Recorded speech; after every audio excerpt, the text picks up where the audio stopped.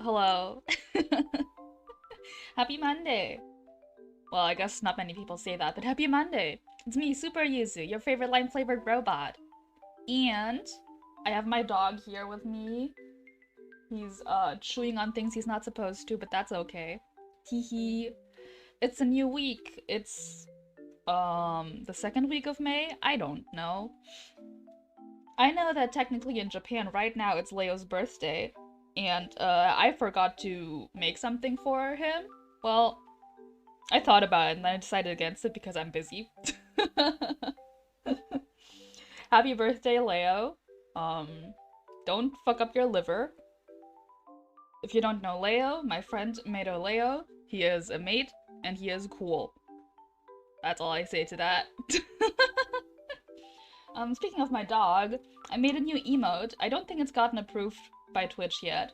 And I also am out of, tier 1 subscription emote slots, so I had to make a tier 2. I did add it to BTTV. So, let's see.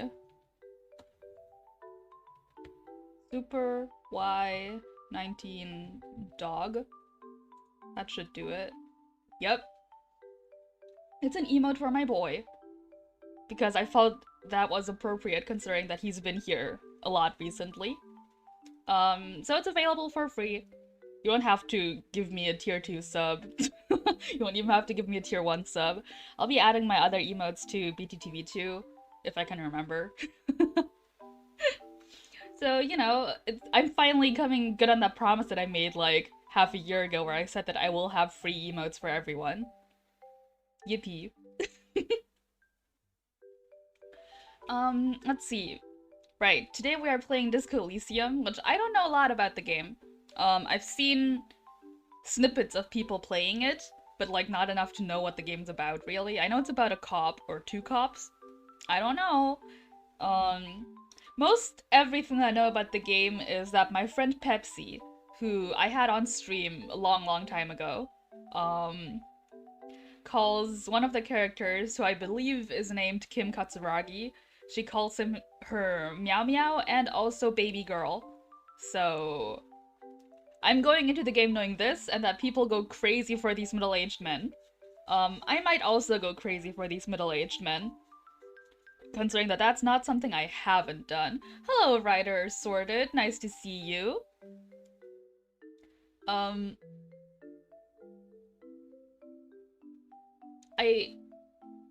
I guess before I started playing Disco Elysium, some of you might remember that I said I wouldn't start playing Disco Elysium until I finished VLR.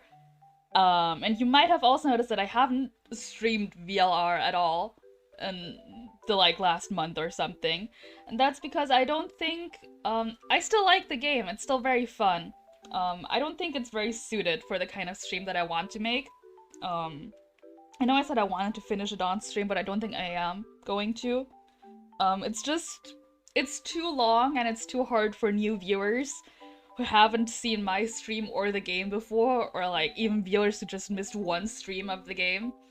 It's like hard to get into. And it's hard for me to also remember between streams what happened. So I think I'm going to have to finish VLR in my own time. I'll probably make a tweet about it too. It simply was not meant to be. The only thing I'm sad about is the 30 hours I've invested into the game on stream. I don't know, maybe I'll do it like on a whim or something, but it's not going to be my priority for now. I look forward to being able to play a lot of new fun games because I've had a little bit of guilt associated with picking up new games even though I hadn't finished VLR yet. But having like officially decided that I won't be finishing VLR on stream has lifted that weight off my shoulders. So I'm looking forward to all the new stuff I can do now. Namely, playing Disco Elysium right now. Hello, Mill. How's everyone's day been? I know it's a new week. I hope the start into the week hasn't been too rough. I put away my laundry today, so I'm very proud of myself. Teehehehe.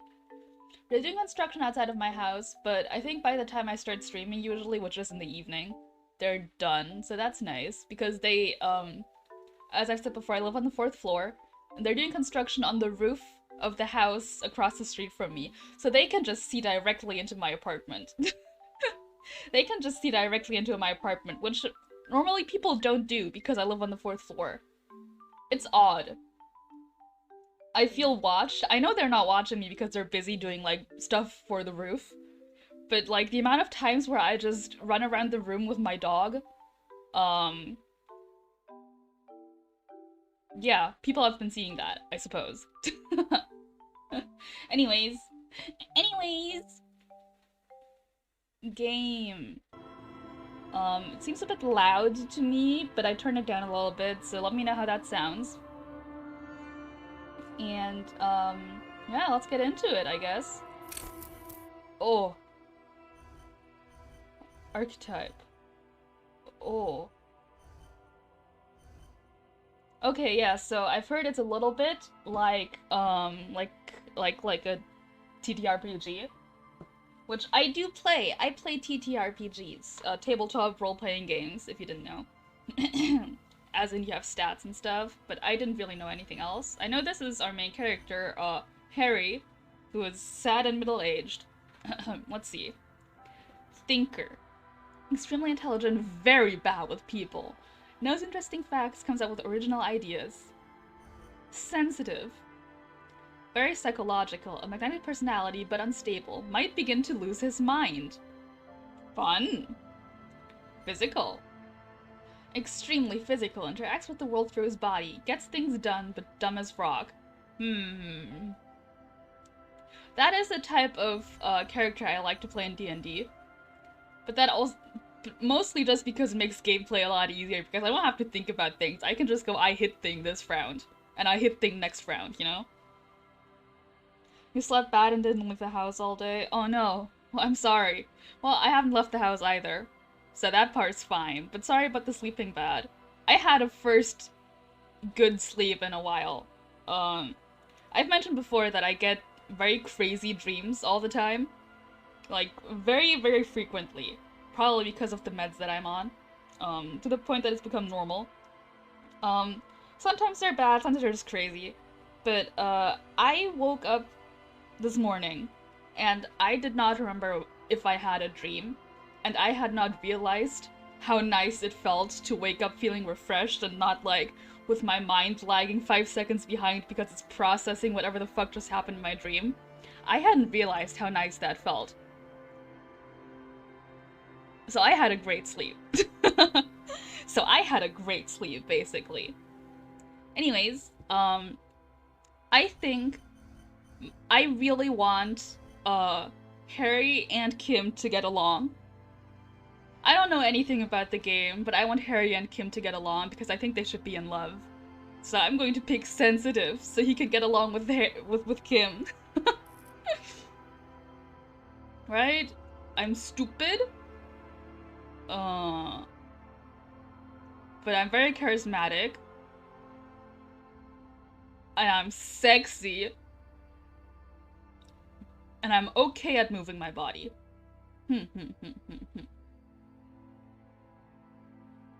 Oh, okay, this isn't sexiness. This is electrochemistry, endurance, half-light, pain threshold, shivers. I don't know what all of this means. It's also very sunny, and the sun is shining directly onto my laptop screen. So I'm having trouble seeing. If it gets dark, I just can't see shit. The Furies are at home in the mirror. It is their address. Even the clearest water, if deep enough, can drown. Very true. I don't know what that means, but very true. There is nothing. Only warm primordial blackness. Your conscious ferments in it. No larger than a single grain of malt. You don't have to do anything anymore. How's that sound, everybody? Does that sound good? Is that quiet? Loud? It was quiet for me. So I turned up the volume, but only for me. So let me know how that was. Audio's good? Nice. Ancient reptilian brain. We all have one of those. Ever. Never, ever. Well, then I will simply keep on non-existing. And an inordinate amount of time passes. It is utterly void of struggle. No ex-wives are contained within it. What was that about the X something? An awareness creeps up on you. A mass lies hidden in your dead angle, soaking in some lurid acidic sauce. It's bloated and shameful. A ball of meat surrounding you. This is a terrible line of questioning, and it will only lead to more awareness of the meat thing. I'm gonna add the first playthrough tag, actually, because I think that will be appropriate for this game. Okay, and now I'll keep playing. I would like to plunge back into the fathomless deep, because I hate being conscious.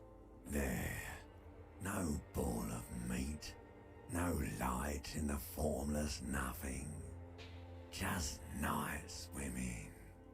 Also, I have the window open, because again, it is warm, the sun is shining directly on me. I hope there's not too much background noise. I think my mic shouldn't pick it up, but if something loud happens, you know what that is. I like nothing. I know you do, baby. I know. Don't call me baby, ancient reptilian brain. I don't like that. How about you cough up some more of that sweet oblivion? Coming right up, sir. Smooth passage. Sir is fine. Sir is good, but don't call me baby.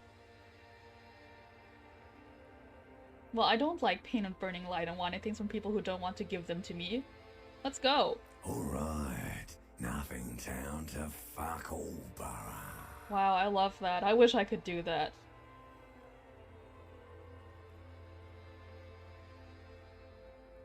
I don't know what this means. Return trip to the silence? I like silence. Do you want me to upgrade that to a one-way trip, sir? I don't want to belittle myself. Don't stop. Keep singing. Sing me the song of death. The song of death is sweet and endless. But what is this? Somewhere in the sore, bloated man-meat around you. A sensation. A sensation? I hate that. Like a fly to the ointment, your conscience sticks to it. The limbed and headed machine of pain and undignified suffering is firing up again.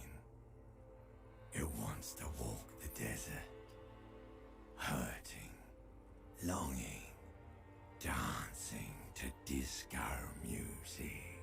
Disco. Like in the title. Oh, I can scroll up. That's nice.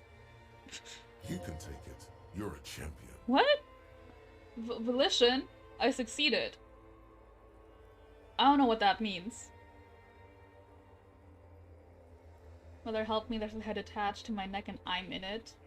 Stop. I don't want to hear anything more about the sensation. Take me back to the formless, disembodied nothing. Well, that sounds like I'm scared, and I'm not scared. I am a champion. The stench of liquor rises from your mouth, and with it, an ungodly headache. I hate that. Someone get me some aspirin.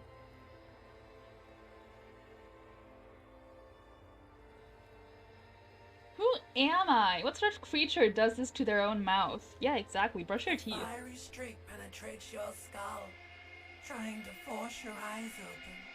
It's a sound. A clarion call from hell. First a sense and now a sound? What fucking else? Next an email? Absolutely not. Open my eyes. This is unpleasant.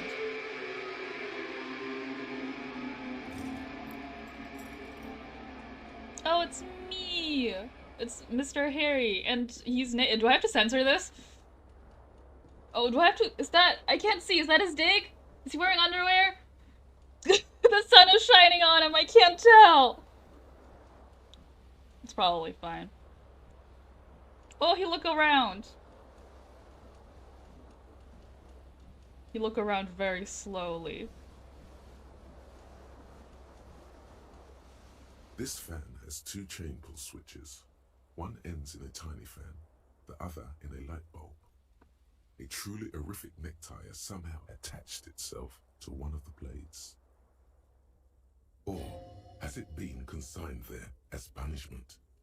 You feel as though this creature is your friend and wants to reattach itself to your neck so that you may continue your adventures together in this strange world. So, what's Inland Empire? I assume that I did some sort of check. It's underwear? Okay, good. I'm like handicapped over here. I can't fucking see what's happening. I need to get some curtains for these windows, huh? I assume some kind of check is happening. Like a passive check, I think. And that allows me to be able to grab the tie. Oh. So the passive check, I think, gave me the ability to try an active check to grab the tie. But this is when I can retry if I fail. When chances aren't great. Each of my skills is a voice that speaks to me when appropriate. You swoop up and catch the tie. Snap. It's released from the blade. Warning, warning. The necktie is no longer contained. Well, I have it now. What you have in your hand is a fantastically colourful tie with 4 or 5 different patterns. The knot reminds you of a noose. Let's leave this. Oh, there's a portrait down here. I didn't see that. Oh, there's stuff down here. I didn't see that either. Does time pass actually in real time? Do I have to, like, do something?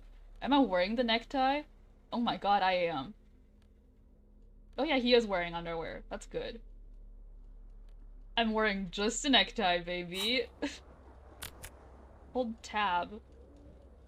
Oh, so these are like the interactables.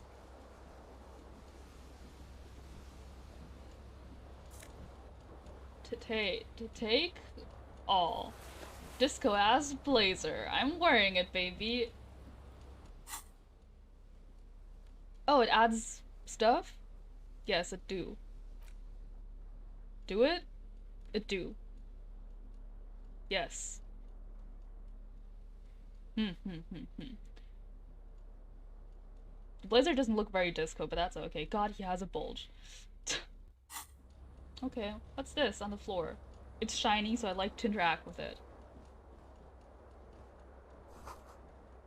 This magnum-sized bottle of Commodore Red is empty. Seems like someone drank it.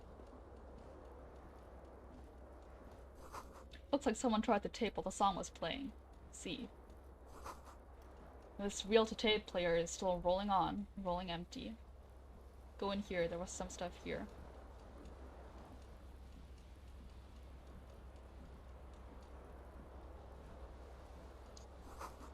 You see bottles in the bathtub. Wine, beer, and sweet liquors. Good God, Harry, that's not good for you. What's that? Oh, a shirt. I'm steadily getting more and more clothed. Oh, there's socks over here, or something. Anyway, what's that? A mirror hangs above a bent and broken sink. In a fierce discharge of masculine energy, someone has ripped half the faucet off. Hot water sprays from the base and steam covers the mirror. You cannot see yourself, just the outline of a man. The outline of a man. I'm also the outline of a man, I understand, Harry. Suddenly, you realize you have no memory of the face that awaits you there, underneath the soft vapor. Really? Nothing? Really? All recollection of the person you are, the people in your life, and even the world you're in has drowned in a sea of blood alcohol. This was no mere night of drinking. It was a deluge of world-ending proportions. Wipe the mirror, please. As you slowly reach your hand towards the surface of the mirror. Abort. You clearly have not thought this through. You won't like what you see there, and you will never unbecome it. Better not to know. I'm gonna try to throw a towel over my window because this is horrible. I can't see. I cannot see. So, I'll be right back, I guess.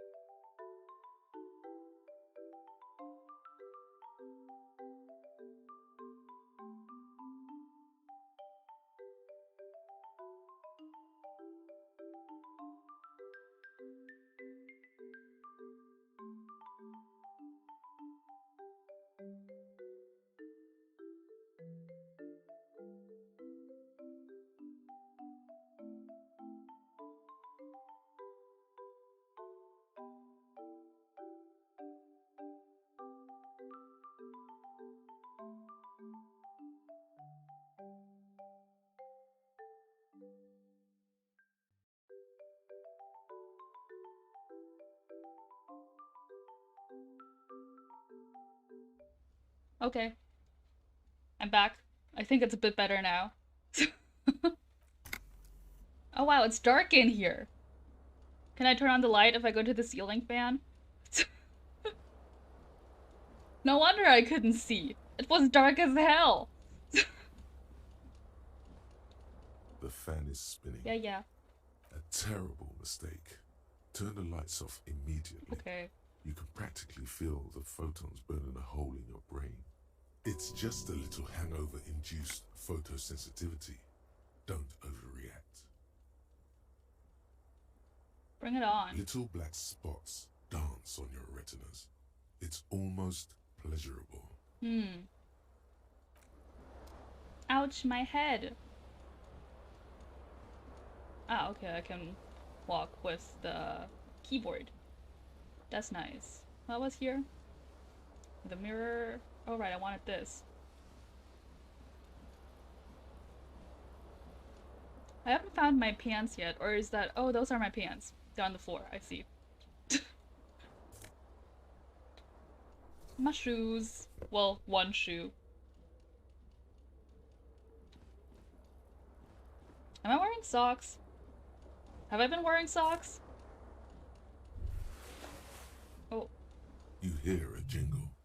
Keys are clinking in the pocket of your flare-cut pants. Flare-cut pants. Wow, so disco. It says whirling in rags on the aluminium key ring. There is a single key on the ring. The number 1 is etched on it. It should open the door. Oh, am I locked in here?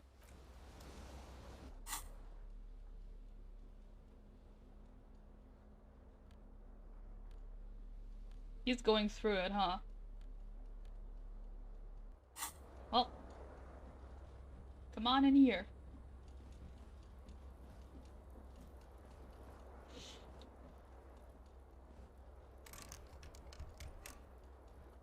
Oh. Can I use the key? Oh. Oh. Oh. Well, I have... Can I use them? Or is it not this room? This door, I guess. Is it the other door then?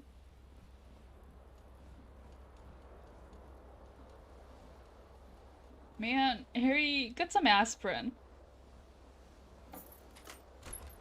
Actually, I think I should get my other shoe. Is my other shoe somewhere in here? Oh, broken window. The window stands broken in its frame. Cold wind blows in. Oh. Oh, I got one because the lights are on. How nice! The shards face outward. Whatever broke this window came from the inside. Did I break it with my own hands? A fine web of scarring covers the back of your right hand, but none of it is recent. What did this then? I mean, I'd assume I threw something out. More likely a projectile than a held object. There are no fragments on the floor from pulling a tool back in after impact. Wait, what am I doing? Something you've done before. Okay, assess the size of the impact. It is too large for a bullet, yet too small for a piece of furniture. You're looking for something heavy and larger than your fist. Like my other shoe? Do I need more than an aspirin to fix a hanger of such proportion? That's true, but I think an aspirin couldn't, like, hurt, you know? The single green shoe you found fits the hole almost as well as your foot. It would have also been heavy enough if thrown with force. Yeah, that's my shoe. Congratulations. You smashed the window with your own shoe. Now you only have one.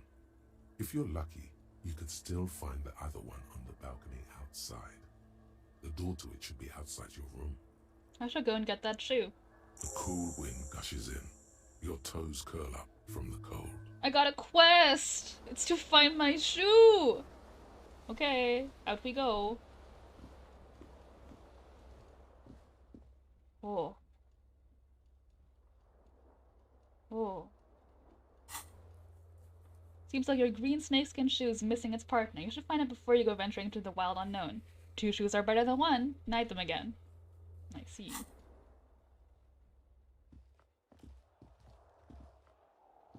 Oh, what's this? There's something on the table. Yeah! Oh, the radio is on.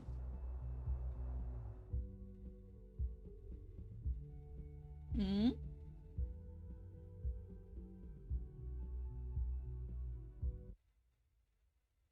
I will say, it took the game a really long time to load, like to start up, and it did freeze once, so I'm scared.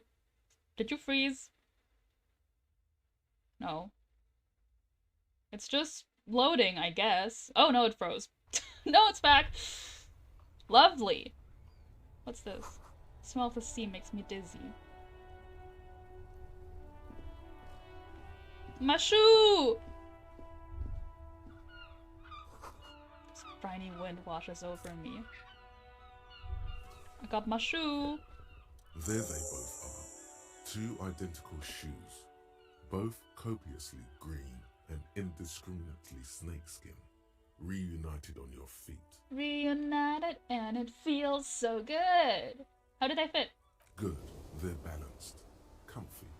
Feels like the only good thing about you right now, truth be told. Gee, thanks. I got both shoes. Thank you. I'm so happy to have found my shoes. Oh.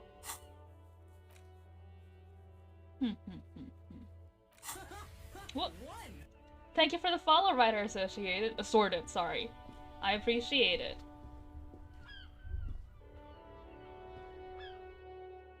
Oh, let's not get stuck here again. You better not stop working. Good. Okay. That's all I can interact with then. What about the radio? No? Okay.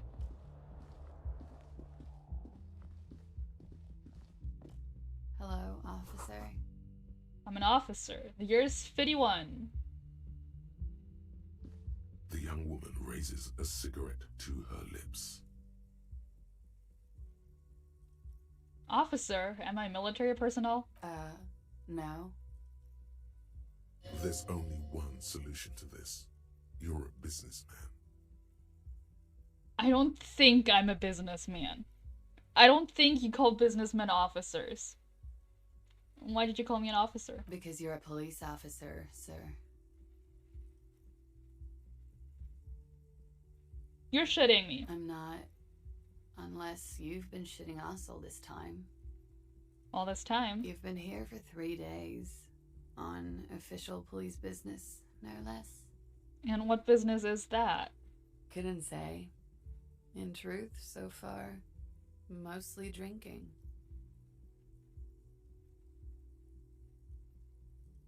Try the expression on her. Excuse me? I should get going now. Of course. Be careful, officer. They don't like the police around here. She looks back at you, a light glinting off her eyes. Goodbye. I just think that Harry has better things to do than to hook up with a woman he doesn't know. Ashtray. Looks like she left a nice long stub in this ashtray. Still smoking. Door.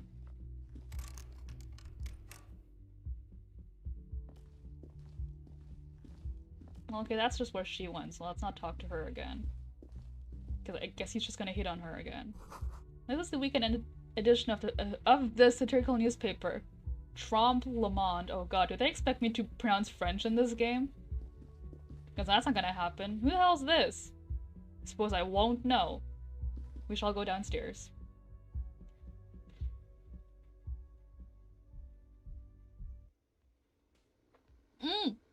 It's him! It's Kim!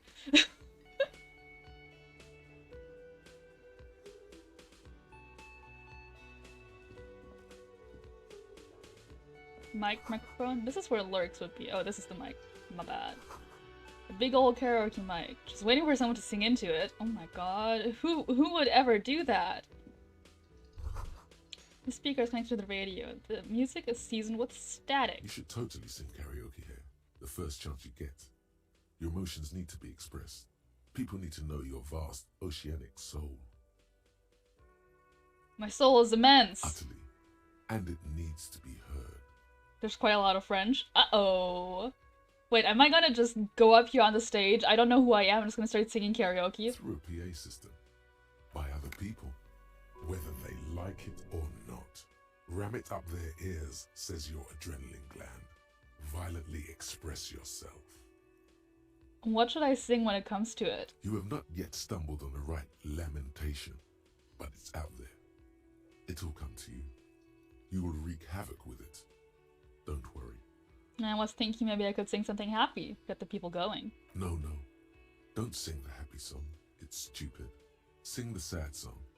It's profound. Well, I want to sing the happy song. You have to find something tragic to sing first, though. My new quest, sing karaoke. I see. What's this? I mean, it's been wiped clean. Only Monday's on it. That's today! Who's this guy? A man in his late 20s stands behind the counter, inspecting a stuffed seabird. As you approach, he gives you a sideways glance, then looks down again. That was disdain in his eyes. Even now he's purposely ignoring you. Then I'll ignore him back. What's this? Oh, what's that? Oh, item. I'll take it. A water cooler. Okay, this looks like it leads somewhere else, so I won't look at it. Oh. Soft proof, an electric juicer comes from the kitchen. Someone is working. So that's just stuff I noticed. That's fun. Sign reads, mess hall reserved for union members. Doors open 4 p.m. or 1600, I suppose. Unions. Good. Roll pinball machine is unplugged. Hello, sweetie. Lena, the cryptozoologist's wife. You shouldn't keep your colleague waiting. She nods towards the man in the orange bomber jacket. Kim! Okay, I'll just have another look around, see if there's anything else to interact with before I tell Kim that I don't know who I am.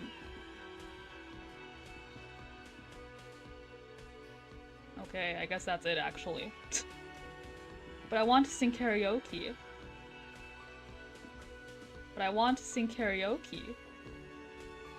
Oh. All of rum has been knocked over. Unfortunate. Oh, whoops.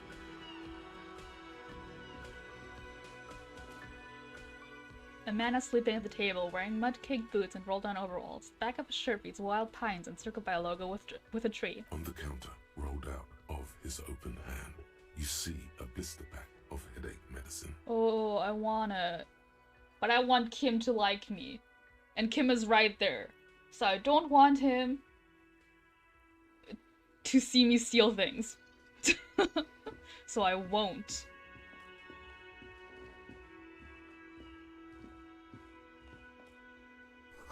Summer door closed for the winter. What's a summer door? What? That sugary black rum stain on the counter makes you teary-eyed with joy. It's almost touching how syrupy and sticky it is. How long have you been up already? 24 minutes, not now. Oh, excuse me. Do you have something better to do than lust for sweet syrupy rum and lemonade? With a twist of lemon? Maybe lime? Maybe who cares? Just rum? I'd love to lick it off, but not in front of Kim. That's the main thing I care about. Hey, Kim! Well, I don't know your name yet, but hey, Kim, I don't know who I am. A bespectacled man in an orange bomber jacket is tapping his foot on the floor. Looks like he's waiting for someone. You. Me! As you approach, he narrows his eyes and extends his hand in greeting. If an assault were launched on this building right now, if the windows came crashing down and the whole world descended upon you, this man would hurl himself in death's way to save you. You are sure of this, but why? Hold on. I would like to read up on my skills. The people that are talking to me in my head. Logic. I understand what logic is. Encyclopedia. That's how you pronounce that. Kim Hart. Are you one of those people who call him baby girl and meow meow? Is that what's happening? I see. Call upon my knowledge, produce fascinating trivia. I see. Rhetoric. Practice the art of persuasion. Drama. Oh. Percent creativity is the art in the world. Reconstruct crime scenes. Make laws of physics work for the law. Volition. Hold yourself together. Inland Empire. Hunches and gut feelings. And dreams in waking life. I see. Empathy. Authority. Esprit de corps. I think. Oh, there's more. Policing the cop guys, and it enables you to understand your blue soul sisters and brothers. 1312, boys! Not only by picking up subtle signals from your partner, but by witnessing flash sideways scenes as they play out in your precinct. I see. Ah, I'm very good at charming, I suppose. Well, physical instrument, flex powerful muscles, enjoy healthy organs. Electrochemistry, go to Party Planet, love and be loved by drugs. Shivers. They stay on your neck, tune into the city. What does that mean? Shivers come when the temperature drops and become more keenly aware of your surroundings. This is supranatural. But Jean is your poor little meow meow. Jean or John, since people are French here apparently. Thank you. Half light. Let the body take control. Hand-eye coordination. Perception. Reaction speed. French version, so Jean. Sneak under their noses. Savoir? I don't know French. I don't know a single thing of French. I don't know how to pronounce this. Interfacing. Okay. Nice to see that Kim would die for me. Who is he to me? He is your half-brother. Is he? I'll shake his hand. Hello, I'm Kim Kitsuragi, Lieutenant, Precinct 57. You must be from the 41st. Kim. Lieutenant. You realize he's waiting for your name. This is your chance to come up with a really good name for yourself. Get creative. Conceptualize.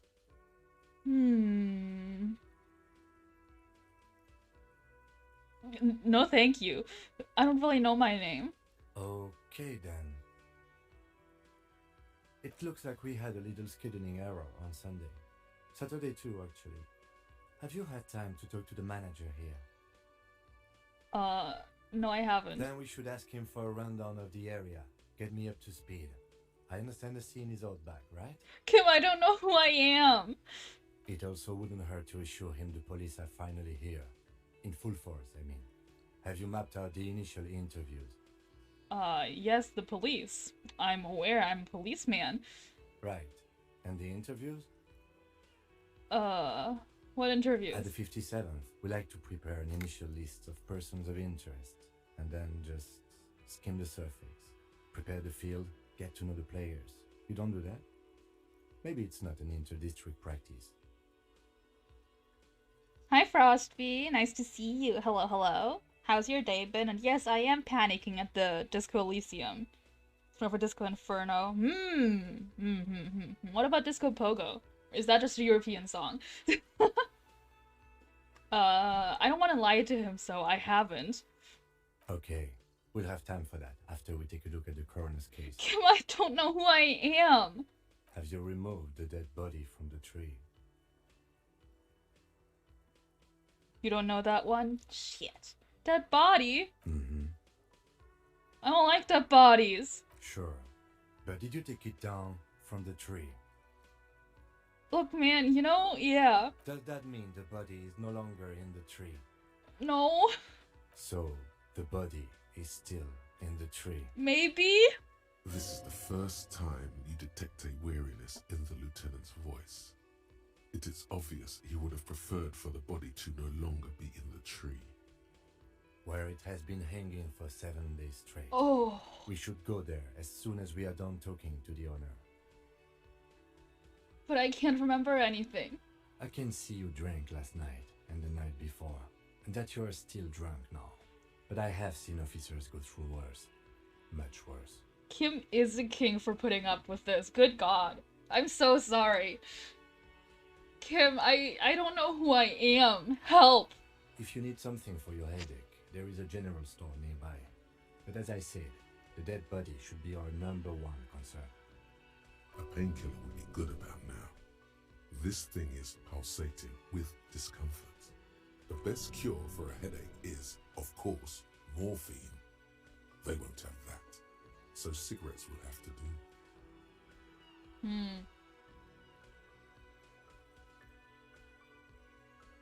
What we're supposed to do again? Talk to the manager. Then we go out back and take the body down. Let's get going. After you, officer.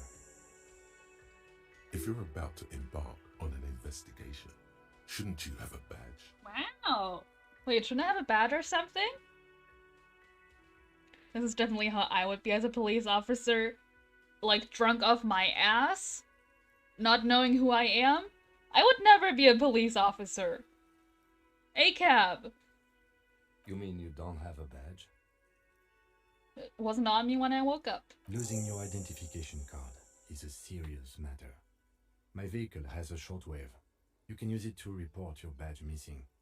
I advise you to try to locate it as quickly as possible. But getting the body down should still take precedence. Lieutenant Kitsuragi is now in your party. You can talk to him whenever by interacting with him. Cool, thanks. 'Tutorial agent.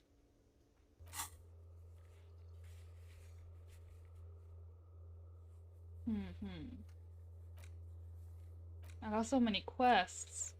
Well, let's interview the cafeteria manager, because Kim said that's most important.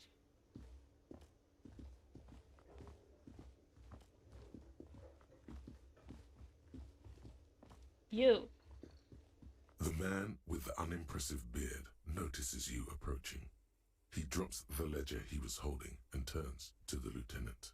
You almost spoiled stuff. Yeah, you shouldn't do that. I'll kill you. Don't do that. Mr. Gart, right? You run this place. Yes. I am Kim Kitsuragi from Precinct 57. This is an inter-district investigation, so joining me from Precinct 41... He looks to me, realizing he still doesn't know my name. I'm currently in between names. Fantastic. I'll let Kim say it. Right. Now, I know Sorry. it took us a while to arrive at the scene. It also took you a while to call us and report the dead body. It was you who placed the call, yes? Kim knows best. Yeah, I trust Kim with my life. That's the only thing I know about the game. That people love Kim, so I trust Kim with my life. No, I only just got here. It was probably Sylvie who called you. She usually works the bar here. I'm only temporarily taking over her duties. And is it normal for there to be a stuffed bird behind the bar? And what's that? Oh, it's like a coffee machine. I thought it was a microscope. Do you have her number? As a matter of fact, I do. You said you just got here. From where? Are you a local? Harry and Kim give each other a fat smooch on top of that stuffed bird at the end of the game. Oh my god, no! Spoilers! Mods, kill her. Her? I'm sorry. I don't know your pronouns. What, of Martinez? No, I live in Jamrock. I only sometimes come here to keep an eye on the place. This is just one of the many, many cafeterias I manage. But you still know your way around, yes? In case we need directions. Yes, I know where some things are, but as I said, I don't live here. I just used to work here. And I'm not going to start working here again, if that's what you think. I didn't imply that. Detective, I'm a detective. Yes? I have everything. You?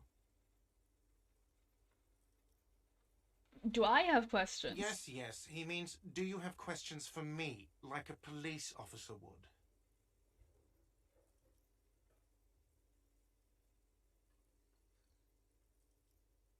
Why did Sylvie go away? She went away because none of your business. Fine. Extra fine. I feel like he wouldn't. Well, this one seems obvious. Like, we should know that. You don't know your pronouns either. Okay. I'll default to them. They, them, then. Who killed him? He wouldn't know that. Are you the bartender? He just said that he just works here sometimes. That seems rude to ask, that's all. Let's go. Not so fast. You owe me 130 real. Me? No one is saying the multi-pattern necktie you found tied to the ceiling fan can talk. No one. It must be merely imagination. But Let's bail! Time to push the eject button! Sounds like a responsibility! You don't like those! Oh, maybe I should take the necktie off. no, don't listen to him. It's madness.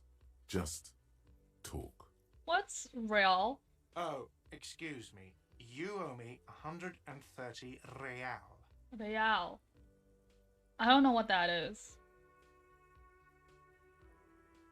The necktie is in fact horrific. I think it's cool. Yeah, it's funky. The IIR, or Inter-Isolary Real, is the global reserve currency.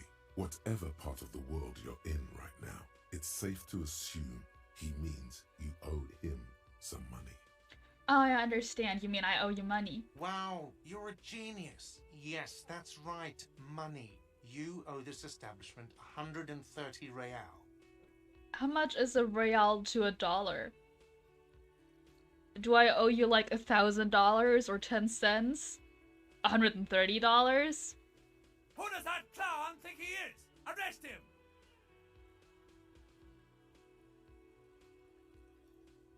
Did I just hear my Thai speak to me twice? No one is saying that! No one is saying that Ty can talk! That would be ludicrous! It's just that you should arrest him! It would be wiser! He wants to take your money! No way, I have duties. I'm a cop. I'm not talking to a Thai. Somehow, the knot is stuck, so you can't get it off. Uh-oh. The lieutenant watches you struggle with it, the sweat dripping from your brow. He puts his hand on your shoulder. Oh my god, he's touching me. 1 reals, 3 buttons, and some lint. I don't have 309 buttons. If you don't have the money, it's okay. None of us are in this for the wages. Oh, he thinks I'm like, I'm nervously tugging on my tie. He's so kind. That's Cop 4. I haven't offered to pay because I don't have any money either. Wow. What do I owe this place for? Let's see. 3 nights at a tariff of 20 real comes to 60 real. Then there's the window you annihilated. Sorry. The hole in the window was the first thing I saw when I came to work. So don't try to tell me you didn't. That will be 40 real in damages. Another thing you've annihilated is half the bar. You've run a tab of 30 real. Actually more, but we'll round it down to 30 for your hard work maintaining the stability and order of Revachol. That's 60 plus 40 plus 30 equals 130 real. And yes, real is still money. I'm tugging on my tie going, ugh! Sweating profusely and patting my pockets like a cartoon. I get up my wallet and I open it, I turn it upside down and a little fly flies out. What exactly is money? What are you, a philosopher? Since I woke up, I have trouble remembering even the most basic concepts of reality. Money is what grown-up people use to pay for things. Things like this hostel room, or 8 bottles of potent blend, and 9 packs of royal extra. We use it for everything, really. I don't think I have any money. There's a shuffle of nylon as Lieutenant Kitsuragi looks for something in the pockets of Oh. his orange bomber. I just met him and he's gonna try and pay for me? Oh! I feel bad. What happens now? I'm sorry, but he has to pay. I can't let him stay here any longer if he doesn't. If he doesn't have the money by tonight, then... Officer, maybe you are better off working this from home for now. You live in Jamrock, right? It's not that far away. I don't remember where my home is. Officer, you really need to take this up with your station. I have a shortwave radio in my car. Call them, ask for assistance. We have to get this investigation started now. I've like told him several times that I don't remember anything. He's like, well, do your fucking job. I don't care. Hi, Milk Before the Cereal. Welcome, it's been a while. It's nice to see you again. Hope you've been well. Don't worry about not being here. I don't expect everyone to be here all the time. That's not feasible. You've been living a pretty awesome life. Harvested honey from bees. Hell yeah! Congrats! Good luck. Well, By the way, where is home? The address is coming up blank, and this place sure isn't it. I really don't remember. But you've been at this hostel cafeteria for only 3 nights. Where were you before? You had to be somewhere. Far away. In time or space? Both. That doesn't sound like somewhere you can stay if you run out of money.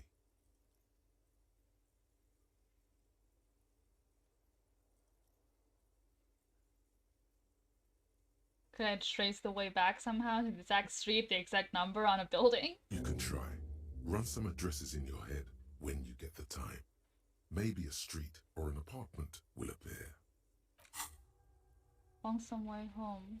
What is this? What problem? What? Blech. Let's rewind. Let's trace your drunken steps back home. Jump across the raised channel bridge southwest of here, fall over, get up, get off the asphalt in 20 minutes, shuffle your feet through the courtyard, scaring little children, go into the great raised motor backtrack the 881 until we reach I'm gonna try that. In North Jamrock, streets are frozen this time of year. Caked with ice, walk down Main to Perdition. Set Ellie there and your foot internalize. I don't know what that means. Oh, okay, so I can like passively solve problems.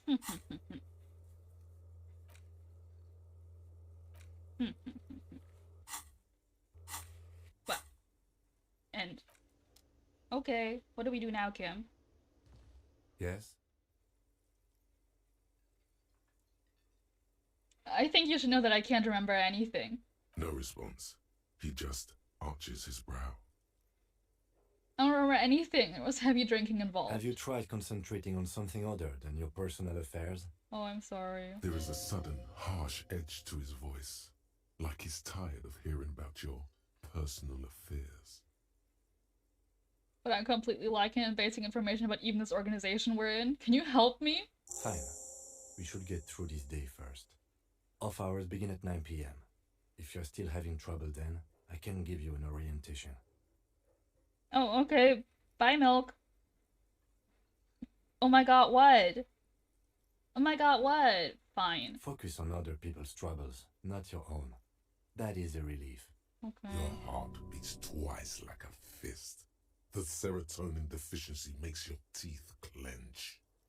The lieutenant glances at his electronic wristwatch. Okay, forget The it. moment passes. The lieutenant glances at the sports watch on his wrist. Tell me about the case. What do you want to know? Literally anything about it. Maybe you can tell me what you do know to help me narrow it down a bit. There's a body in a tree.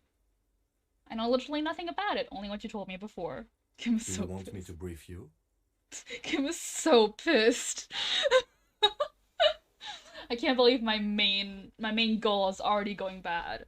Brief, yes, that sounds good. 3 days ago, the RCM emergencies desk received a report about a security guard who was found hanged in Martinez.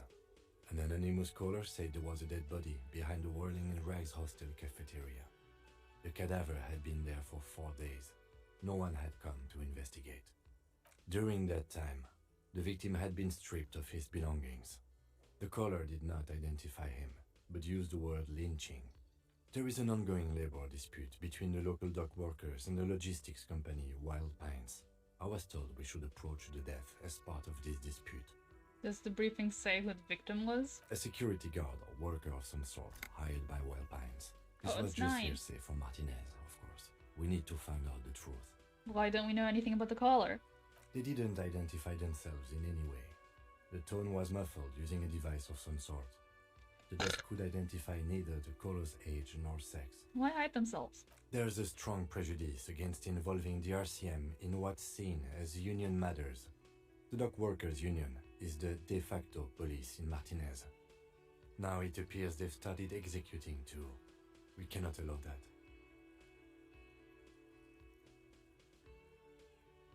And the RCM, I assume, is police? That's us, the Ravachol Citizens Militia. We're the police in this city. I see. Of course, I understand everything now. Just to be clear, we are police officers. It's our job to find the killer. That's the case. Uncover and arrest the killer.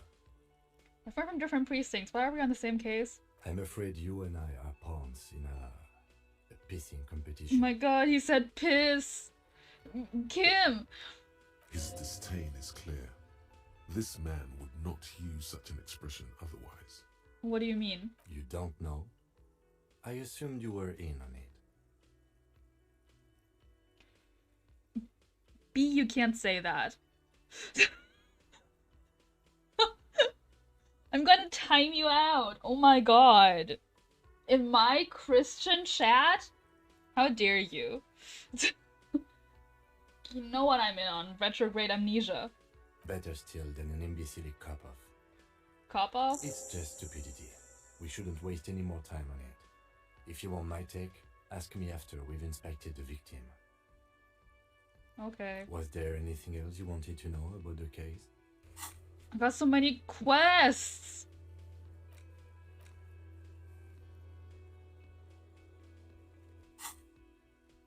have all I need for now. Good. Talk about you? Me? I don't see how my life is pertinent to the investigation. We'll work better together if we have more rapport. Wink.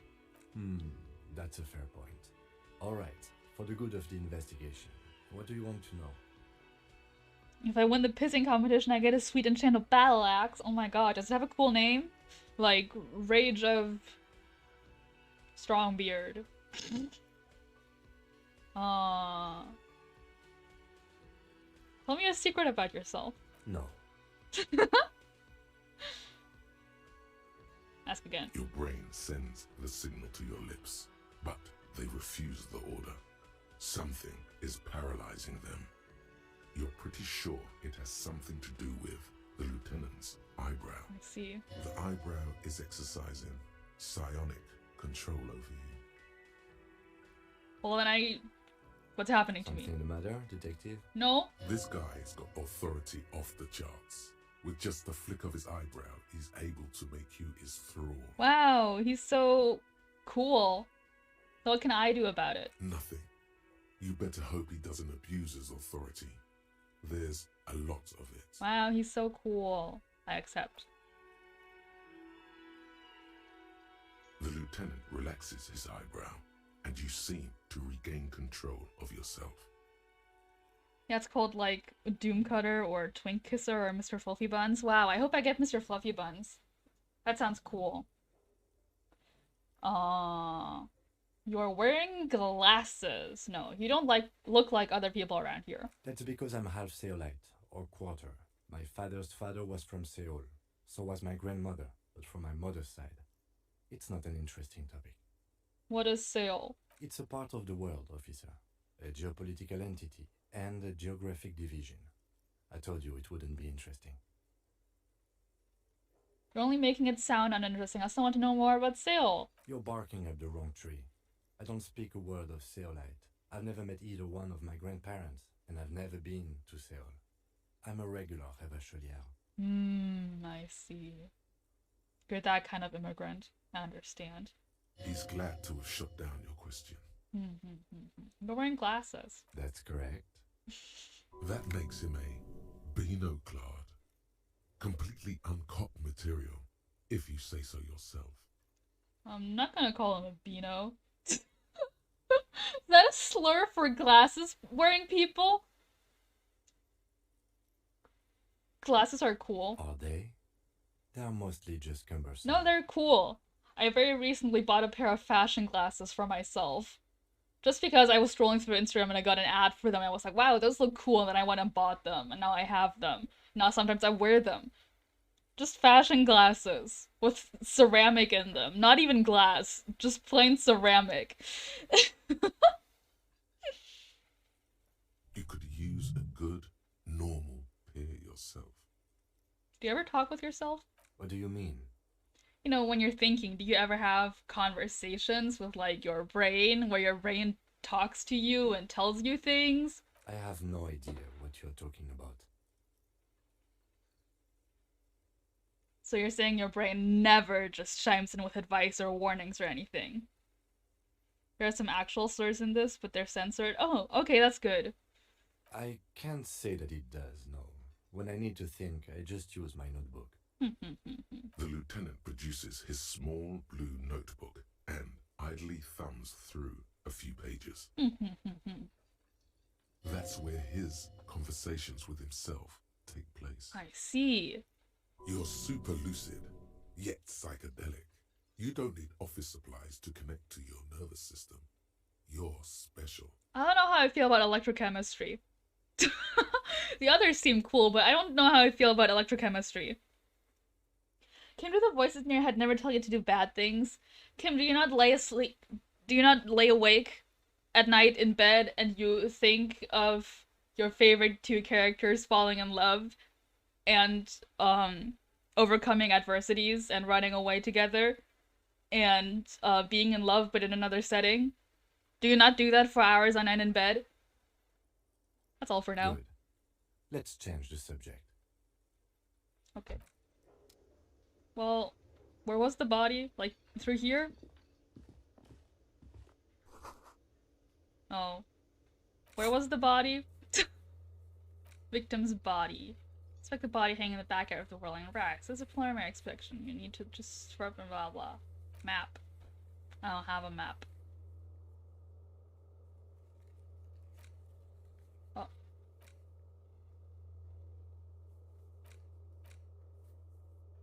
Okay.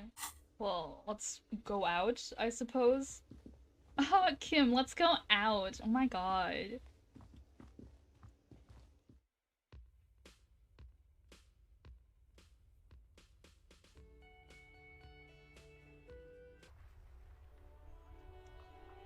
Where the fuck am I? It's snowing.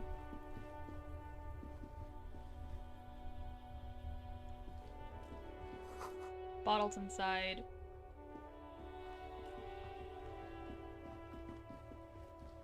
A person.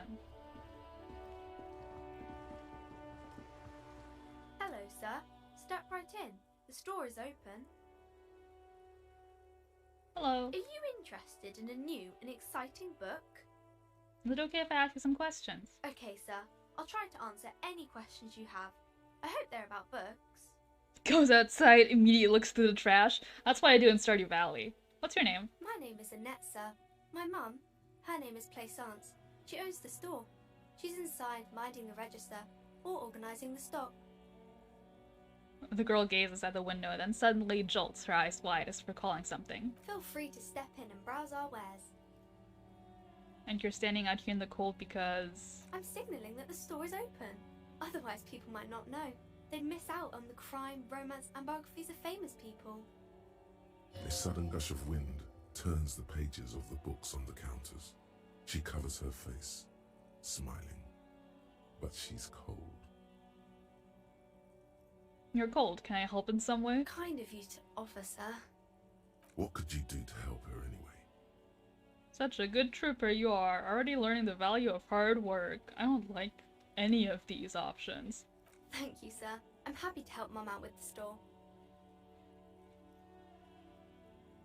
What is romance?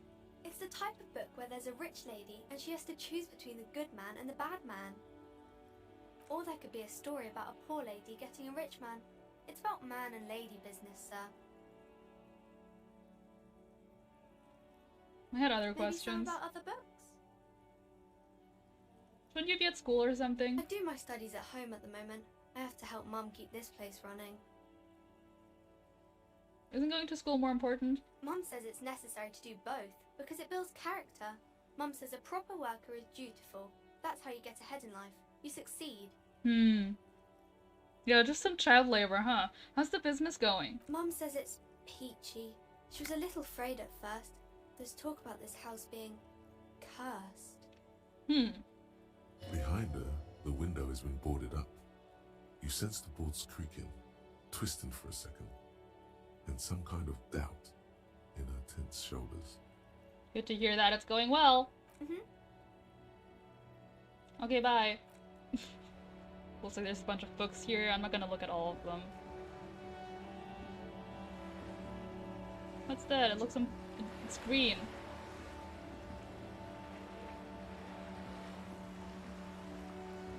Why is this place so big? What's this place so big for, huh?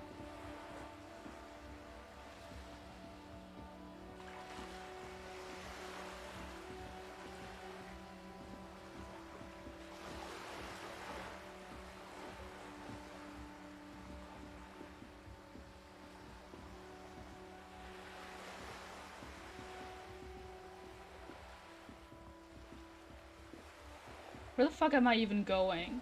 Kind of just picked a street and went down it and now I'm here. Nice shoes, Grandpa. What the fuck does that mean? Excuse me?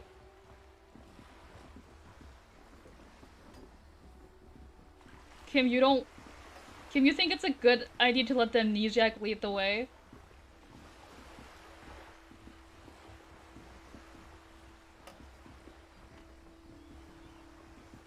Oh, there's a guy. Shadows on the water, green plants on the calm surface. Who are you? A striking woman leans against the cabin top. of her sailing boat, smiling as you approach. Her green raincoat glistens with I'm droplets. gonna get lost. A silk scarf is tied around her throat. I'm already lost. My shoes are like Santa's elf shoes, tiddlywink boots. They're snakeskin shoes, alright? They're green snakeskin. They're cool. Good morning, officers. I'm Joyce. Joyce L. Messier. I represent the board of Wild Pines, the owners of the harbour. You gentlemen must be from the RCM. What gave us away? Actually, shake her hand. I'm glad to see you here. I was dispatched to handle a strike, not a lynching. Anything I can do to assist the RCM in this matter, I will, gladly. That is good to hear, madame. My colleague will take the lead on this interview. I should let you know that he is recovering from an unusual medical episode. Very unusual. But I can assure you of his ultimate competency. Wow, thank you, Kim. There's a trace of irony in his voice. Mischief even. The lieutenant is hatching some scheme. He's hatching some scheme? I don't like that. How interesting. I wish you a swift recovery. In the meanwhile, you have my full cooperation, and the full cooperation of the Wild Pines group. It's hard to get a read on her precise disposition, but she appears helpful. Can I have some money? What can you tell me about this strike? Everything. Right up to, but not including, trade secrets. What if I want to hear about trade secrets? First, you'd have to repeal the Emergencies Act of Trade in Aliments. That gives me the right to silence. It's quite the octopus. Wouldn't want to disturb an octopus, but I'll let it be. Get the money. I don't want to take money from her. I feel like that'd leave a bad impression on Kim. I am glad you see it that way. To repeal the act would mean repealing the coalition government. The one that leases you the right to police West Revachol. But I am derailing us. You wanted to know about the strike. What is your role in this precisely? I believe the official title is Senior Labour Negotiator. In practice, I'm a grocery clerk. I relay the union's demands to Wild Pines and return with Wild Pines' counteroffer. So you're the company of which the workers have unionized? Is that what's happening? Slay the octopus with my sweet battle axe, but I don't have my sweet battle axe, Mr. Fluffy Buns, yet. I don't know where it is. And how are the talks going? They're not. That's the problem. The union stopped all negotiations a week ago, after that awful lynching took place. Now they won't even let me into the harbour. There's a 2-meter-20 racist behemoth blocking the gates. Tell us more about this behemoth. What can I say? The union employs a giant covered in tattoos. A racist giant. I guess that's part of their big tent organisation now. What? Okay. How were the talks going before the lynching? Let's say I was not making the kind of progress I'd hoped for when I first arrived. And when did you first arrive? I arrived 3 weeks ago. Yes, in the middle of February. The bay was still partially frozen then. I prefer to do these things on site, like the RCM. But the strike began in December. I wasn't the original negotiator here. I took over after Mr. Gaumont hit a wall with Mr. Clare, the union boss. Mr. Clare refused to speak with Gaumont despite concessions he granted the union in prior negotiations. This isn't the first time the union has gone on strike. Heavens no. There have been 2 prior strikes. Both times the union won significant concessions, including overtime pay and a medical plan. This time their demands are more, I guess you could say, aggressive. Oh no, they want to be paid for their overtime and they want insurance? How dare they? What are their demands? There are leaflets everywhere and banners. What did they say again? Oh yes. Every worker, a member of the board. I like it. Then you might also like their other slogan. Demand democracy. Oh yeah, that's a good one. Personally, I don't think it has the same pizzazzo as every worker, a member of the board. Dental? Impossible. I think they should demand that also. What exactly do they mean by it, though? What's the demand? It's quite simple, you see.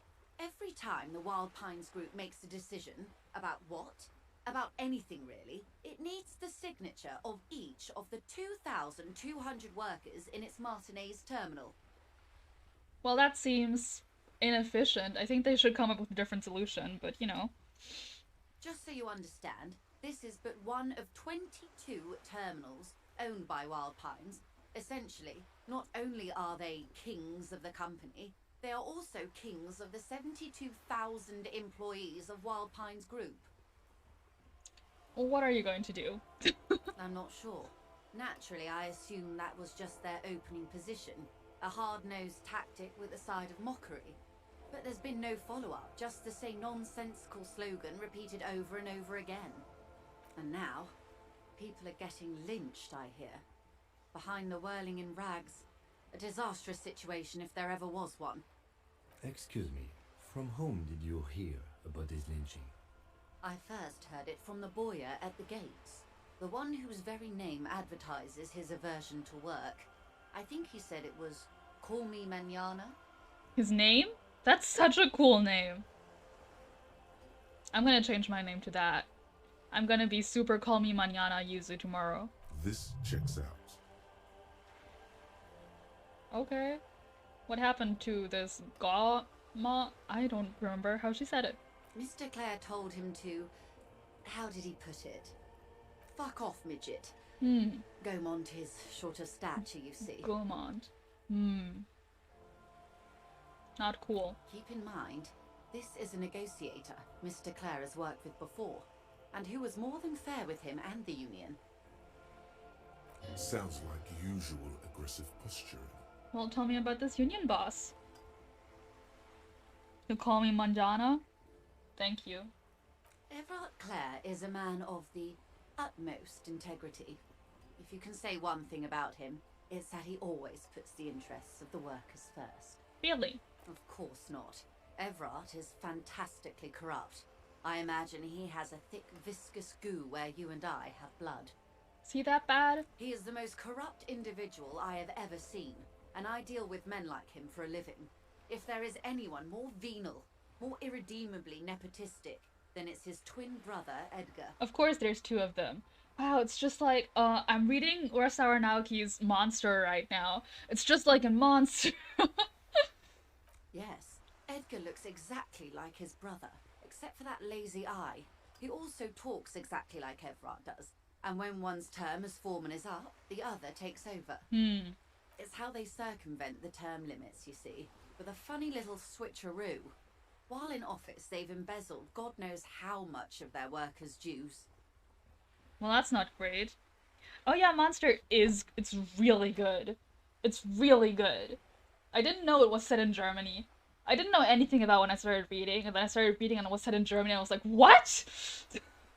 I know these places! What? I know how to pronounce these names! What? Insane. I've been slowly, very slowly wanting to make my way through Urasawa Naoki's works. So far I've only read 20th Century Boys and... oh shit, what's it called? What's it called? The other one. With the robots. The other one with the robots. Uh-oh, I gotta look it up now. Yes, Pluto, thank you. That one. Pluto was so good. I've been meaning to reread that also. God. Oh man. So smart. So good at what he does. Anyways, what about the union itself? The Débardeurs Union was once a perfectly normal institution. 20 years ago, anyway. It must not have been easy to establish under the Emergency Act. But they did it. I can respect that. Organised labour at its best, as they say. Then something happened in the local chapter elections. The brothers Clare came and transformed it into a... how do you say? A mob. The Débardeurs are a crime syndicate. Sad as it may be, I suspect we'll be forced to cooperate with them. Also, I should put my chat somewhere else, I've just realized. Let's put you over here.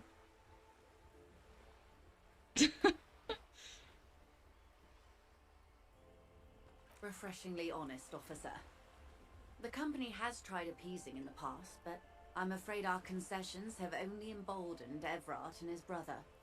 And your opinion, detective, if I may ask? I'm a curious and talkative person, you see. Would you say the Débardeurs Union is... Well, it's not being effective for the rights of the local working men, which usually unions are. I wouldn't go so far as to say it's a giant leech sucking the life out of Revachol. Or a socialist mob, but not having an opinion is also not good, because being centrist sucks. Welcome back, B.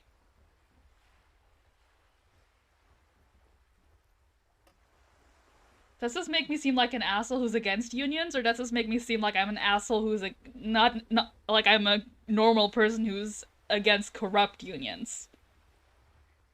Yeah, exactly. We love unions, but this one, I don't know. I don't know. Well, I love me a good socialist mob, so I'm not gonna choose this one. And this one is untrue. And I don't want to be a centrist, so that leaves this one. But does that make me look like an asshole who hates unions? Because I'm not an asshole, I just hate unions that are corrupt, you know? I'll choose this one. Indeed. And a hungry one. Sadly, Wild Pines have cooperated with what amounts to a crime syndicate for 2 decades. However much you feed the leech always hungers. One more thing, you said something happened in the elections? I'm glad you asked. There was a woman, the previous forewoman of the union. She disappeared. Huh. Disappear? Yes. On the last day of the local chapter elections, her daughter phoned in and said she wasn't running anymore, or coming to work. Ever. End of story. Some kind of extortion, probably. Indeed. The company suspects foul play, but there's nothing they could do. It was a union matter. The point of the presentation is, these kinds of things happen around the Clares. Watch out when you're dealing with him. That's good to know. Thank you for your concern, ma'am. We'll be just fine. That's all I need here. Of course. How else can I help? Tell me about Wild Pines. What do you do? What we do? I'm afraid I don't speak for Wild Pines as a whole. It's a giant undertaking. So what do they do? The Pines' core competency is logistics. Container shipping, freight, that sort of thing. See those airships there, linking? Those are the shipping side of things. And that is the terminal. Another subdivision deals with energy, oil and gas exploration, offshore platforms. Okay, so you make a lot of money. Tell me something else. What can you tell me about this lynching? Quite a few things, I'm afraid. The information I'm to share with you includes sensitive trade secrets. For the sake of my employer, I have to ask for your names and badge numbers. Oh no, I don't have my badge! Of course, ma'am. We should have introduced ourselves. I am Lieutenant Kitsuragi from Precinct 57. Oh no, I don't know who I am! And this is my colleague from Precinct 41. I'm afraid he doesn't have his badge at the moment. I hope mine will suffice. How curious. Why is that, Detective? Awkwardness washes over the conversation. The woman doesn't like this turn of events. Remember when my partner told you I'd recently suffered from an unusual medical episode? My lost badge is related to it. I see. So, are you saying you lost your badge during the course of this episode? Yes. I can't hear you, darling. Speak up, please. Oh, shit! Well, I don't want to say that I just got drunk, so I'll say this, I guess. Oh, dear. Some kind of encephalopathic amnesia. I don't even know how to respond. I do believe you, naive as that may sound. I simply can't imagine what you gain by faking such a condition. Thank you. As I said, ma'am, his technique may be very unconventional, but he is an officer of the RCM. Am I? Of course, I sympathize, but I'm afraid I simply can't share anything more until I've seen that badge. I see. Hang on. She's a professional negotiator. She should be open to some sort of mutually beneficial arrangement. Oh, sympathy for my amnesia. This is a red check. Oh. Feelings Uh-oh. will guide the way. Uh-oh. I don't like failing. But, madam, I need to know about this lynching. It's very important to me. It's the case I'm solving. I assure you, it is no small matter for me either. We all share the responsibility for disarming this situation. I hope you have a badge for me as soon as possible. You have so much else. I only have this. This is the entirety of my existence. She's silent. The wind flaps the sail above her. Oh, okay, Harry, this is the point where you stop. Harry, this is the point where you stop. This boat, for example, and a home somewhere. I only have this case. I sound so pathetic and sad. Well, that's because he is pathetic and sad, no? Officer. Oh! Harry, stop! Harry! I don't remember anything except this lynching. You know, I don't mean to sound cold, but if you want something, you have to give something back. More than just guilt. I'm sorry. You're doing it. Despite your own best efforts, you're still getting in. Somehow. I'm getting in, am I? I'll be frank with you. If I'm going to break protocol, I need to be able to justify it to my superiors. They're going to want to see something tangible. Like what? The Union is conducting drug trade out of the harbour. It's an open secret in Martinez. Surely it must not come as a complete surprise to the RCM either. Perhaps it's time to look into it. Or you can find your badge, which honestly seems like a lost cause. Hey! That's mean. Detective, a word in private before we continue. Uh-oh, he's gonna scold me. Excuse us for a moment, madam. Oh.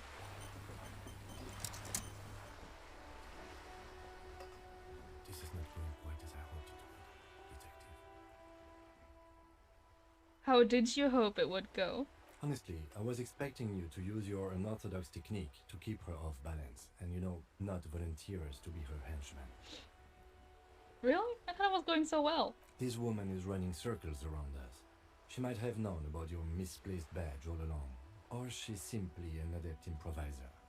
Either way, we've played straight into her hands. He's scolding me. He doesn't let it show, but there is a limit to how much the consequences of your unprofessional behavior can cost the investigation. I'm sorry for putting us in this situation. I'll handle it. I'm sure you will, Detective. I could just, you know, find my badge. Oh, that would be fantastic, but do we have the time? The world is large and your badge is 8 by 6 centimeters. I haven't even gotten the body down. It's true! It's true!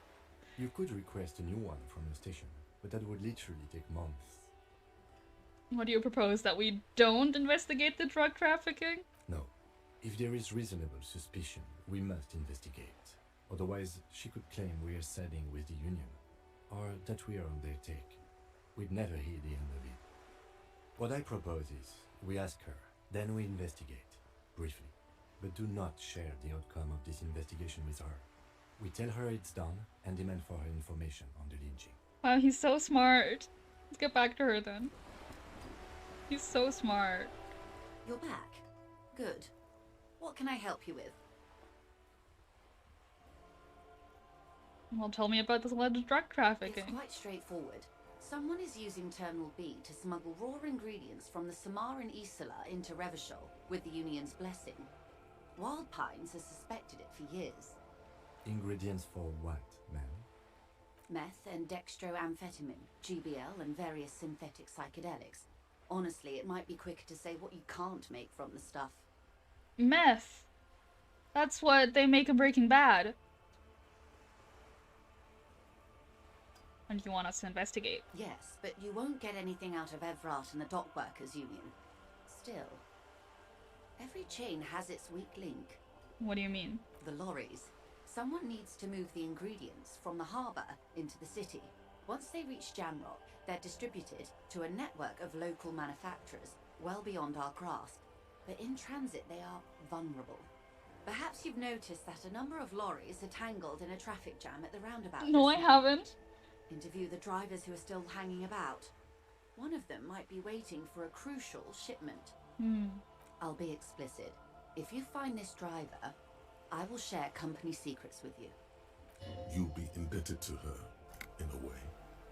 But one step ahead of the Union in another. I'm gonna go get the body. She simply nods. Bye. Of course, detective. I'm gonna go find the body now. Or, you know, try. What's this? Oh. Magnesium.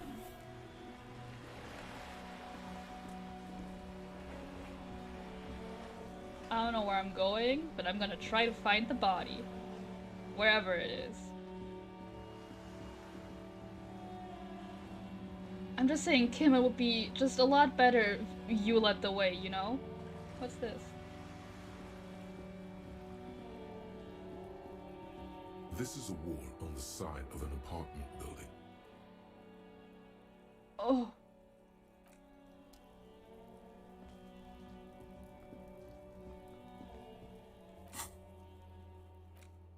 I've got so many tasks. Child. Are you trying to sneak up on me? Come to slit my throat in my sleep? It's not like the body has a train to catch, can stay up there a while, but it's already been up there a while. Pig's come to take me out. Trying to snuff me out. Are you sleeping right now? Don't get fucking clever with me, pig. You think you're so clever. Oh, was that the body? Is that the body over there? Wait, what's that? Oh, money.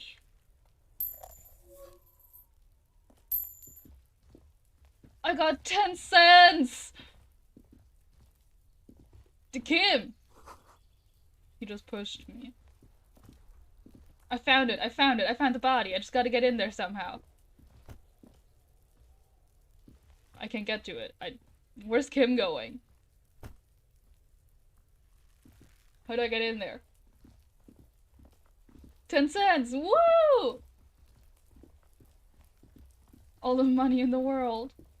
Oh, can I not get in here? There's like no gate I can open or something. I'm just stuck here. I can climb over the fence. Cool. Okay. Cool.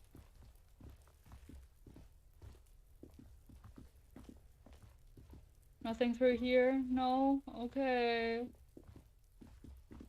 Kim was debating leaving you.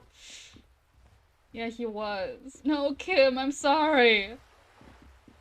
Look, I found the body, alright? We just gotta get there. I'm sorry, Kim.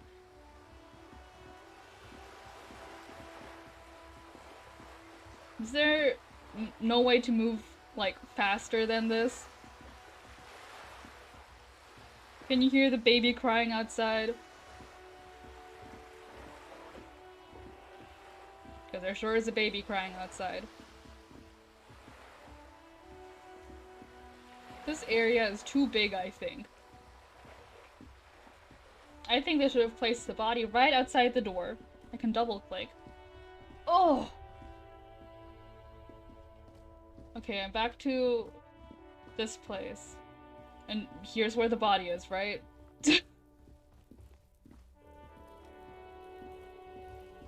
Right? It looks like- yeah! Oh, what's this? What's this? What's this? What is There are that? several footprints in the mud, left by work boots. Anywhere from 6 to 12 pairs have walked here. It's literally out back. But they should have put it directly in front of the door. Get an exact count. Oh. What do you think you are? A super detective? You're hungover. These are just dents in the mud. Okay. No pattern emerges for the time being. Okay, what kind of boots? Heavy workers' boots with reinforced toes and hobnails all over the yard. Okay. What's this? Smells like spoiled meat and curdled dairy. A human being decomposes. Kim, stop pushing me!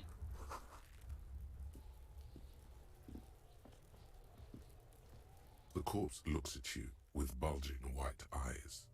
The face around them does not look human. It's swollen and ready to burst. His lips are fish-like and his tongue like a ball gag in his mouth. Yeah, I'll make sure to tell them about it. I think they should make the body more accessible to me, the cop who will investigate it. You seem to be holding your breath. A cargo belt twists his neck at an unnatural angle. The body below appears stiff. It's letting out an ungodly rot.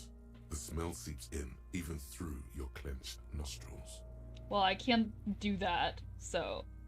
Why is it so bad? Active decay. It's okay to throw up, officer. No one is judging. Thanks. He's about to blow! Cop's gonna blow, Kuno! Can you guys shut up?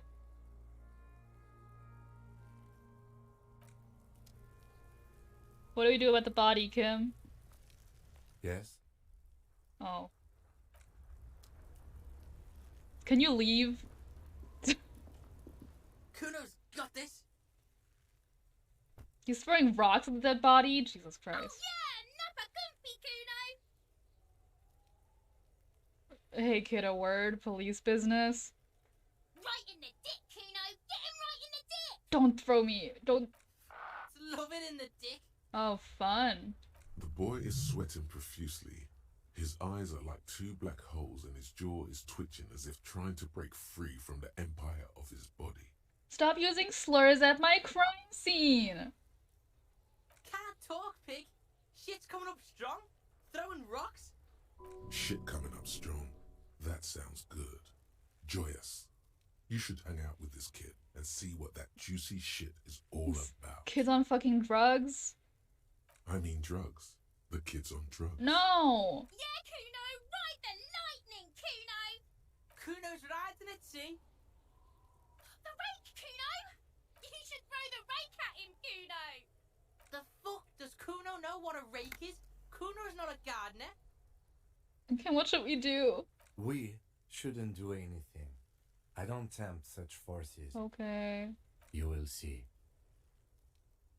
I don't have time for this. Wasn't there something here? Yeah. Let me get it. I don't know what it is, but let me get it. This trash container is locked. The sliding lid has a padlock that says, whirling in rags. Mm-hmm. There's something in there, not necessarily connected to the case, but still. Okay. Well, I guess I'll try to get the body down without throwing up. Which, I mean, won't work, right? I'm gonna throw up. Oh my god, just look at the body. There he still is, looking. The smell is repulsive. It pushes in from your mouth, more instant and more familiar than anything you expected. More fever than odor. It fills your mind, flushing you from within. Uh-oh, time to throw up. Blah.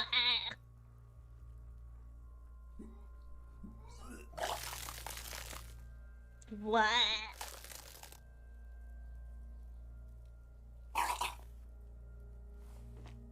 You feel a great force ringing from your stomach. Your body curls and pushes it out, burst by burst. Until a pool of vomit lies under your feet, and your throat stings from the stomach acid. I'm sorry. It's okay. Happens to everyone. Keep it. Thanks. The hangover is clearly making this worse for you. You could use some ammonia to clear your head. Where do we get ammonia from? There is Frit nearby, east of the hostel. They usually have a small apothecary. If they don't, there's a greenhouse here, and a gardener with a wheelbarrow on the corner of the whirling in rags. If she works here, she might have something for the smell. Mm-hmm. Acquiring ammonia will provide a modifier to the white check. Modifiers make checks easier and allow you to retry them. Oh, so I gotta manage to get the body down without throwing up. I see. Get ammonia from the garden or the Fritz store. What? I guess. Kid's fucking gonna laugh at me for throwing up now. Wow, it's the lieutenant's handkerchief. It's embroidered with one corner is adorned with a lace and a tiny embroidered that. I can hold it. No, I can't. I can't. Wear it on my head. Okay.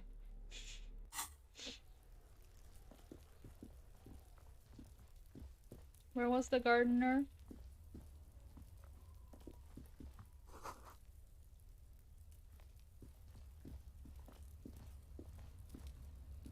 I can't get there. The sun's shining on my screen again. I can't see! This is terrible. This is horrible.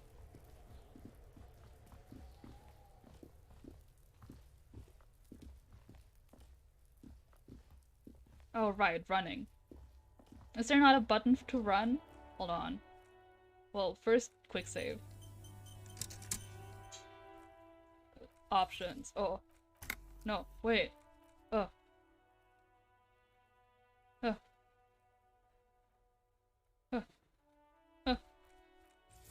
Controls. Oh. Is there no button for run? God damn it. Well, he said east of this place.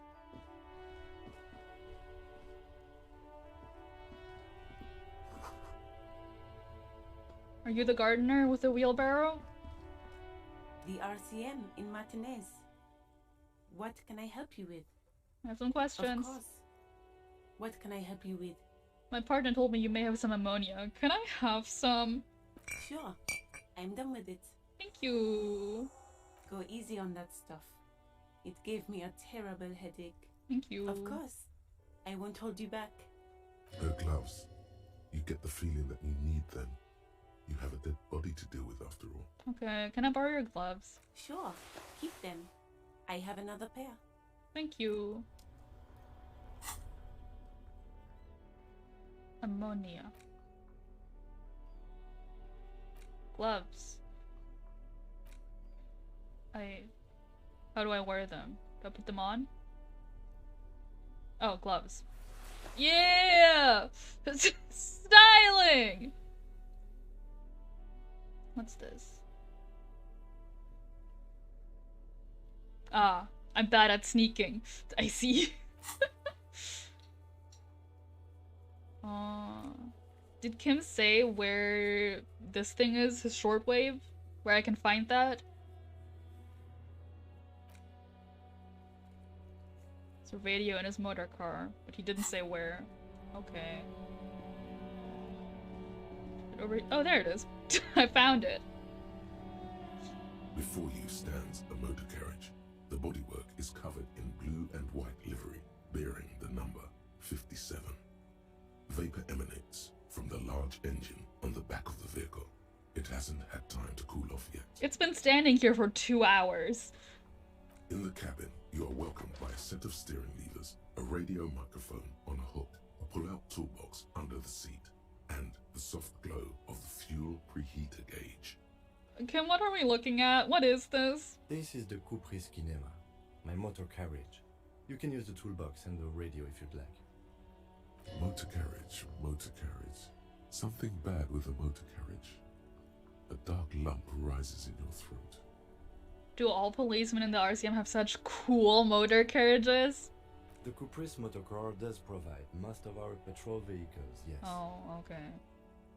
In the cabin, you see radio. The frequency tableau lights up, and a green button labeled Prime Line glows like a feline eye. And then you hear something. The soft purr of electrical kittens, radio waves cast far and wide over the metropolis. A woman's voice greets you through the static. This is Precinct 57. Hello, Lieutenant. How may I assist you? Oh, she said that French. I've never heard that before. Hello, Alice. Please assist our colleague from the 41st precinct here. I'm putting him on. Hi Alice, this is the officer from the 41st Precinct speaking. Nice to meet you. This is Officer Alice Demetri, Precinct 57. How may I assist you? Could you connect me to the 41st Precinct? I have something I need to report. Just a second, officer. 10-2, 10-5. This is 41st. Come in. Over. A scrawny old man sits in a dusty cubicle, smoking, with a large white rectangle sewn on his vest. In front of him is a box-shaped apparatus with an array of wires and antennas. The radio switchboard. Hi, this is me. Here, I work at your station. 10-4, what's your status? Over. 10-18, 10-20, over. Please just talk human to me. These numbers mean nothing to me. State your message, sir. Over. This might sound odd, but there's personal details I'd like to discuss. 10-4, your badge should have most of your personal details. Look over that. Over. I don't have it. My badge. 10-9, repeat message. Over. Oh, my badge, I can't find it anywhere. Basically, it's gone. Oh my god, he's so pathetic. 10-4, message received. This is a very serious situation. I need to 10-22 the captain. Over. 10-22, the captain. This sounds bad. Bad and scary. Like being called to the headmaster's office in school. Harry's so pathetic. Is it him? What does he want? Oh, it's Jean. It's your meow meow. Says he lost his badge and needs to report it. He what? He lost his badge? Hey, who's this? This is Communication Officer Jules Pidieux, sir. No, the other one. You mean your partner? Over. What is he saying? He's asking who you are. I'm his goddamn partner. Oh, you're my partner. I see. It's your partner, Satellite Officer Wittmar, sir. Did he lose his memory along with his fucking badge? I mean, yeah. Who lost his badge? Dick fucking Mullen. Who do you think? It's Officer Dick Mullen from the bestseller Dick Mullen and the Lost Identity. Dick Mullen is not your name. It's the name of a fictional detective who would not lose his badge. Thanks. Defend yourself. Immediately. They're laughing at you. Ha ha, officer has lost his badge. Ha ha, like in the first cop driver misplaced his badge. He says this has probably happened to other policemen before him and laughs sarcastically. Oh goddammit. Is he fucking kidding? The whole station's gonna be dicked for this. Satellite Officer Wittmar is wondering if you might be joking and adds that this tarnishes the reputation of the entire station. Over. I'm gonna cry. He's so pathetic. Mullen dicked us. Come on, operator, tell him to stop. This is serious. He's asking you to stop. Says this is serious. Everyone's so mean to me. Of course it's serious. He lost his fucking badge. Satellite Officer Wittmar concurs. Losing your badge is serious. Over. Can we just move on? I want to get a report and be done with it. 10-4, I hear you, officer. I'm just going to make a note here that you are in pursuit of your misplaced badge. Over. Oh. Fuck me. Mac, come here. You've got to hear this. Dick Mullen lost his badge. You got a fucking nickname for me and all? Oh my god. What's going on? Oh, stop getting more people in on it. Super Cop here lost his badge. He lost his what now? His badge. He lost his goddamn fucking badge. Enough with this. I have other things to discuss. 10-9, come again. I didn't get that. Over. New heights even for Captain Sober. Ask him. Ask him if he's lost his gun, too. Oh, no! Sergeant Orson wants to know if you lost your gun, too. Over. Check your pockets. Check your... Holy fuck. You don't know where it is, do you? Oh, I don't have my gun? No. It's gone. It's not fucking on me. They're gonna laugh at me. Can I should heal myself. I should heal myself before I do this. Oh my god, the screen lit up. Is it not supposed to be that dark? Holy shit. Don't sweat it, Bratan. You don't need a gun to have fun. We can still have fun. It's not all over. He's so pathetic. 10-9, coming officer. Did you get my question? We were wondering about your gun. Over. 10-1, you're breaking up. 10-9, repeat please. Over. I have to... 10-9, coming officer. Over.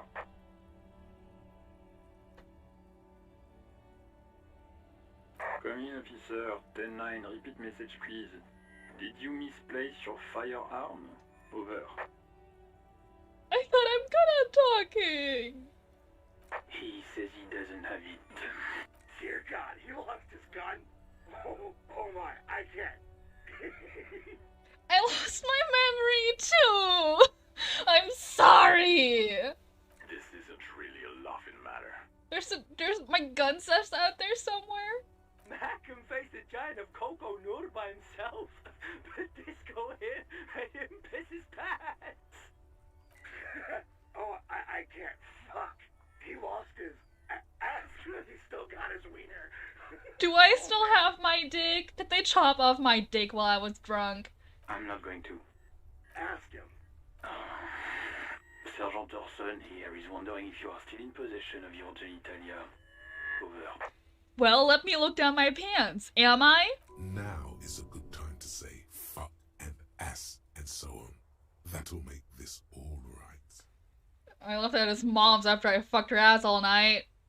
That's a negative. Not going to say that. Over. What's he saying? Share with the class. He said he sodomized your mother. The prick ate Mama's vanilla waffles at the captain's birthday party. Some nerve he's got. Sure her vanilla waffles were the only thing he ate? Oh yeah, make fun of someone else. Shut up, Chester. This isn't funny. This is my mom we're talking Yeah. It's your mom it was fucking. Tell him to apologize right now. Sergeant Orson requests that you apologize for the claims that you made about his mother. Over. He says he's sorry and didn't mean nothing by it. Okay. Tell him to find his goddamn badge and gun. That's the only thing that matters here. Hey, I still have my memory. Can you at least tell me my name? Satellite officer. I heard him. I'm on it. 10-4, affirmative. Officer is in pursuit of his firearm. Oh God, Officer, do you need further assistance? I'm in dire need of financial assistance. 10-4, I hear you. I don't have the authority to grant your request, but... What does he want now? I'm sorry! I'm sorry! I don't have money! I have 10 cents to my name! He's asking for money. Is he fucking kidding? He's so mad! I don't think he is. Don't give that asshole anything. He's just gonna drink it all. No! Alright, that's a negative on the additional funds, sir. Over.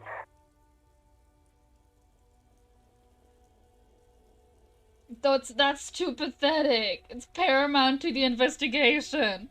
He says it's important to the case. He isn't getting a red cent. You can tell him that. Oh. Request denied, sir. Over. Nothing is working. Okay, I heard you. Anything else, sir?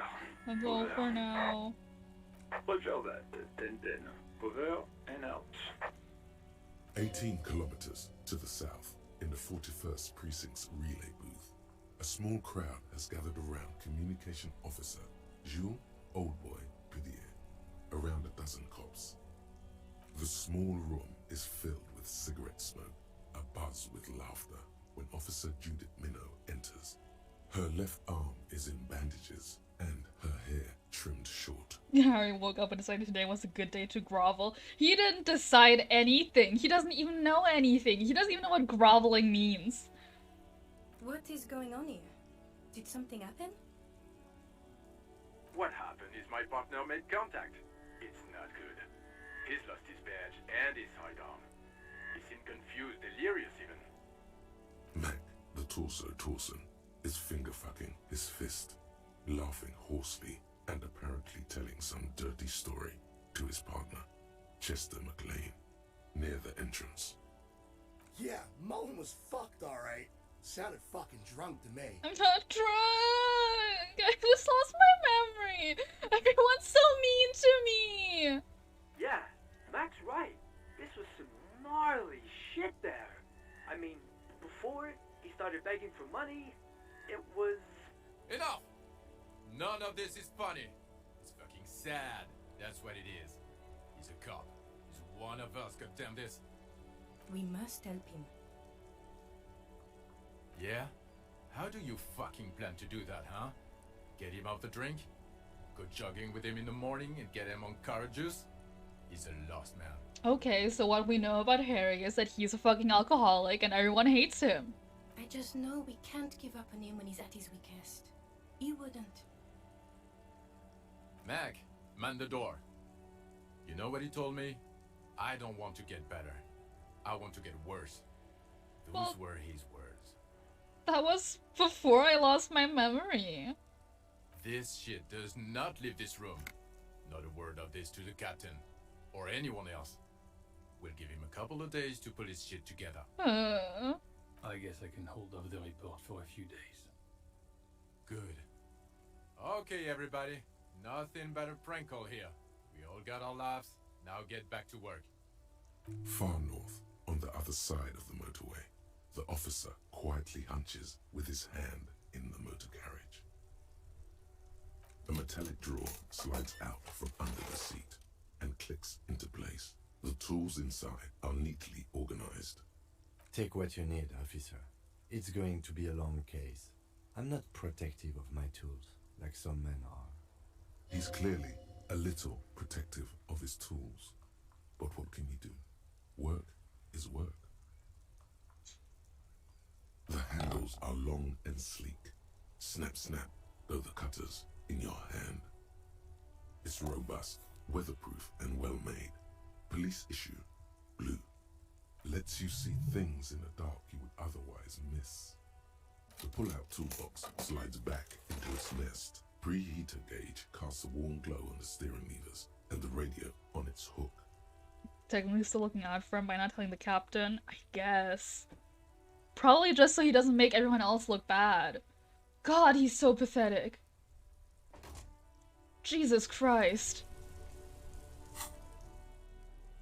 I got some tools.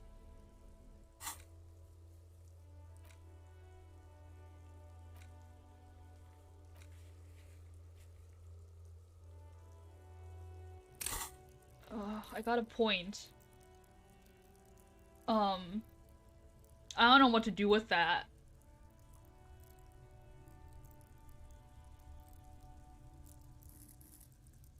Let's up something I'm already okay at. I can lock some pockets. I can steal money.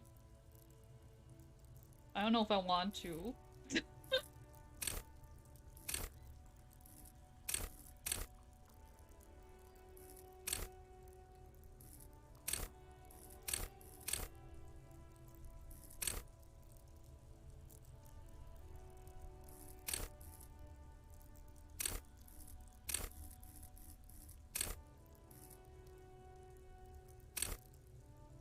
Let's upgrade perception. Sure. Okay. Let's go back to the body cam. We got our ammonia. It's raining. Oh, I can look at the gate, actually. You see a set of tire tracks in the brown slush that covers the plaza mosaic. Hard to say. Your vision is blurred and you're having difficulty concentrating thanks to your relentless headache. Okay. I fucking suck. I get it. I'm hungover and I'm bad at my job and everyone hates me. I understand. There he still is, looking right through you, with his white eyes. The body below, if the ammonia only makes it worse, the combination forces tears out of your ducts. You manage to keep it in once. The second time, not so much. I'm throwing up When again! the vomiting is done, your cheeks are wet with tears. How the fuck do I get this body down?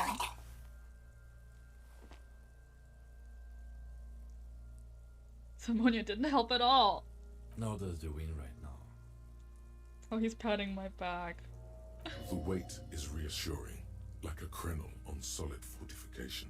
Pat, pat, pat. Pat, pat, pat. I've seen strong men turn themselves inside out for hours. You are facing tough odds here. Alcohol withdrawal makes it considerably harder. Why can't I keep it in if I've been a cop my whole life? I've seen captains puke their guts out. It never gets easier. You never get used to the smell. Every Monday is cadaver day. Throw up, investigate. Throw up, initial autopsy. Throw up, bag it. Then drive to the station. Maybe throw up on the way there if you didn't bag the thing tight enough. You seem to be fine. I think I've lost my sense of smell. Oh. Not being hungover helps too. Can we do something else? I think I want to solve something else now. That's probably a good idea. Clear our heads. But before we can do that, you need to get your shit together. Okay. We should go talk to the locals. Find something else to do while the wind changes. It's pretty bad right now.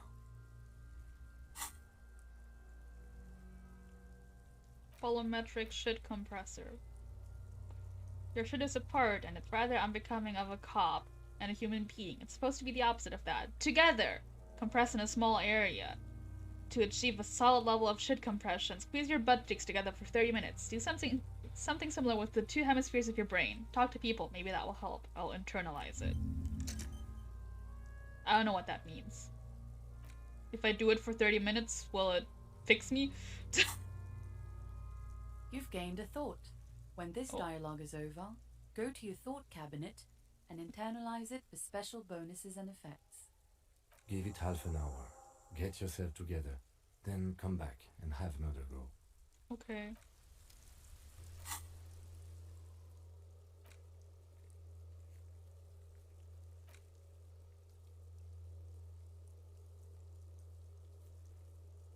What the fuck is going on?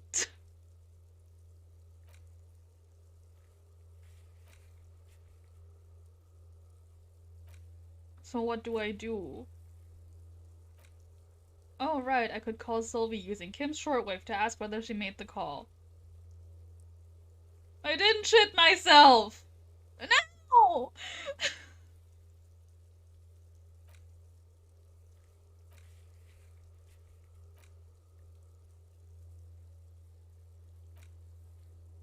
Okay, I'll try to call Sylvie, and then I'll go ask the woman who was in the thingy, in the hotel where I was staying. And ask, since she knew me, ask her if she knows anything about my badge or gun. All around you, rain falls on the great city of Rivershaw. Rain drips from the Oh, it's big! The gutters, washing the filth away. The spring thaw must be here. The snow is melting. Looking up at the sky, cold water dripping from your hair. Grey sky like great battleships, clouds colliding with one another. Rain falls down on the world. I don't know what this means. 1111, angel numbers.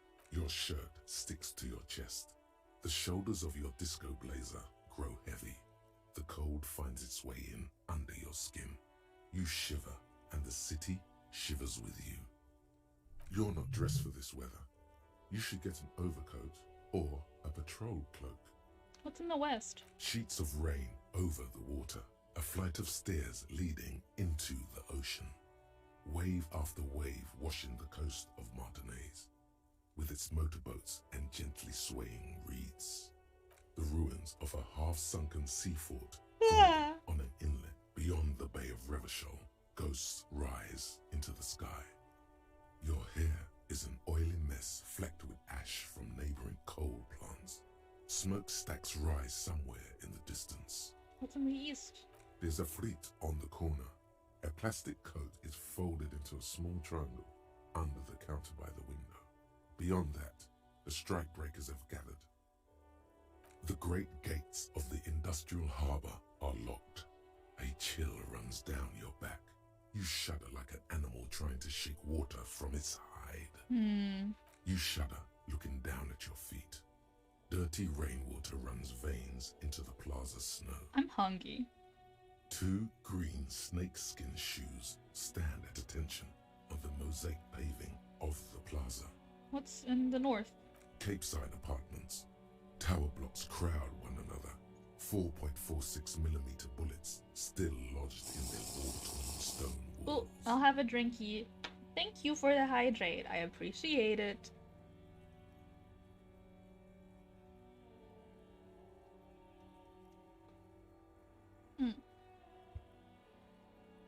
I just realized Lime is perfectly covering up Harry's fucked up portrait. Hold on. Sorry. There you go. Hallways collapse from the mortar hits of a war that was lost long ago. Clotheslines go to waste in the rain. Radios play. I'm closer to here. A yard. Rain falls onto the roof of a woodshed. Coal leaks into a puddle beneath a dead man's feet. He swings from a tree, bloated. Droplets of rain slip from his cold cheeks. What's in the south? A traffic jam. Rain thrumming on the roofs of motor vehicles. Inside, drivers watch water streaming down their windshields. The statue of a king shudders. He too is cold. The canal bridge has been raised. What's on the other side? The road ascends. A raised motorway loops above the ghetto. Beneath its concrete columns, a sea of rooftops, woodwork, and tar stretches northward. 4-story buildings as far as the rain can fall. The snows melt in Jamrock. It's Jamrock. Revachol is the capital of the world. Jamrock is the capital of Revachol. Droplets form on your eyelashes. It's home. Ah. Where do I live? On a street there that flows like a muddy river in the snow, with fire traps rising on either side. A film rental opens its doors to the rain. An armored motor carriage rushes past the corner, where you used to walk together. Suddenly, the hair on your back rises. Used to walk together. You cannot return. Why am I not there? To be in Martinez, where no one goes, at the runoff point of a long-forgotten canal, in the whitest part of town. In the shadow of the day the revolution failed. What am I doing here? Standing in the rain, looking north, where Jamrock Rock City stretches inland. In the rain-swept distance, above the rooftops of Jamrock, a repurposed silk mill stands perched above the motorway exit. Precinct 41 hunches in the rain. Your vision blurs. You wipe your face with your hand. The rain stings your eyes, making you look up and blink. What's above? Coalition-era statics hang like apparitions under the cloud cover. Way up there, where rain forms, rotors flutter silently. Your sight clears. What's below? Collapsed storm drains, old sewage systems flooded with rainwater. Hidden weapon caches from the revolution. Doors leading down to Le Royaume. The catacombs to which, for 3 centuries, they delivered the blue-blooded dead. Well, that was a lot of world building. Motherfucker. This rain will not let up anytime soon. You should get a raincoat. There's a freight to the east. They sell them there. I have 10 cents. I have 10 cents. Remember, Kim? I have 10 cents. Inside, you see a set of steering levers, a radio microphone. The radio. This is Precinct 57. How may I assist you? I need you to connect me to a civilian. Of course. What is her number, officer? Didn't Guard give you Sylvie's number? Yes, hold on. Her number is 005 1944 298. Received. Hold on, officer.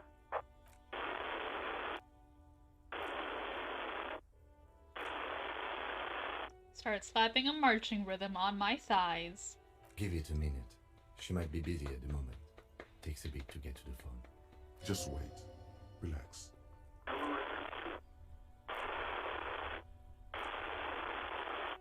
Officer, I have Sylvie Malaika on the line for you. Yippee! Yes, hello?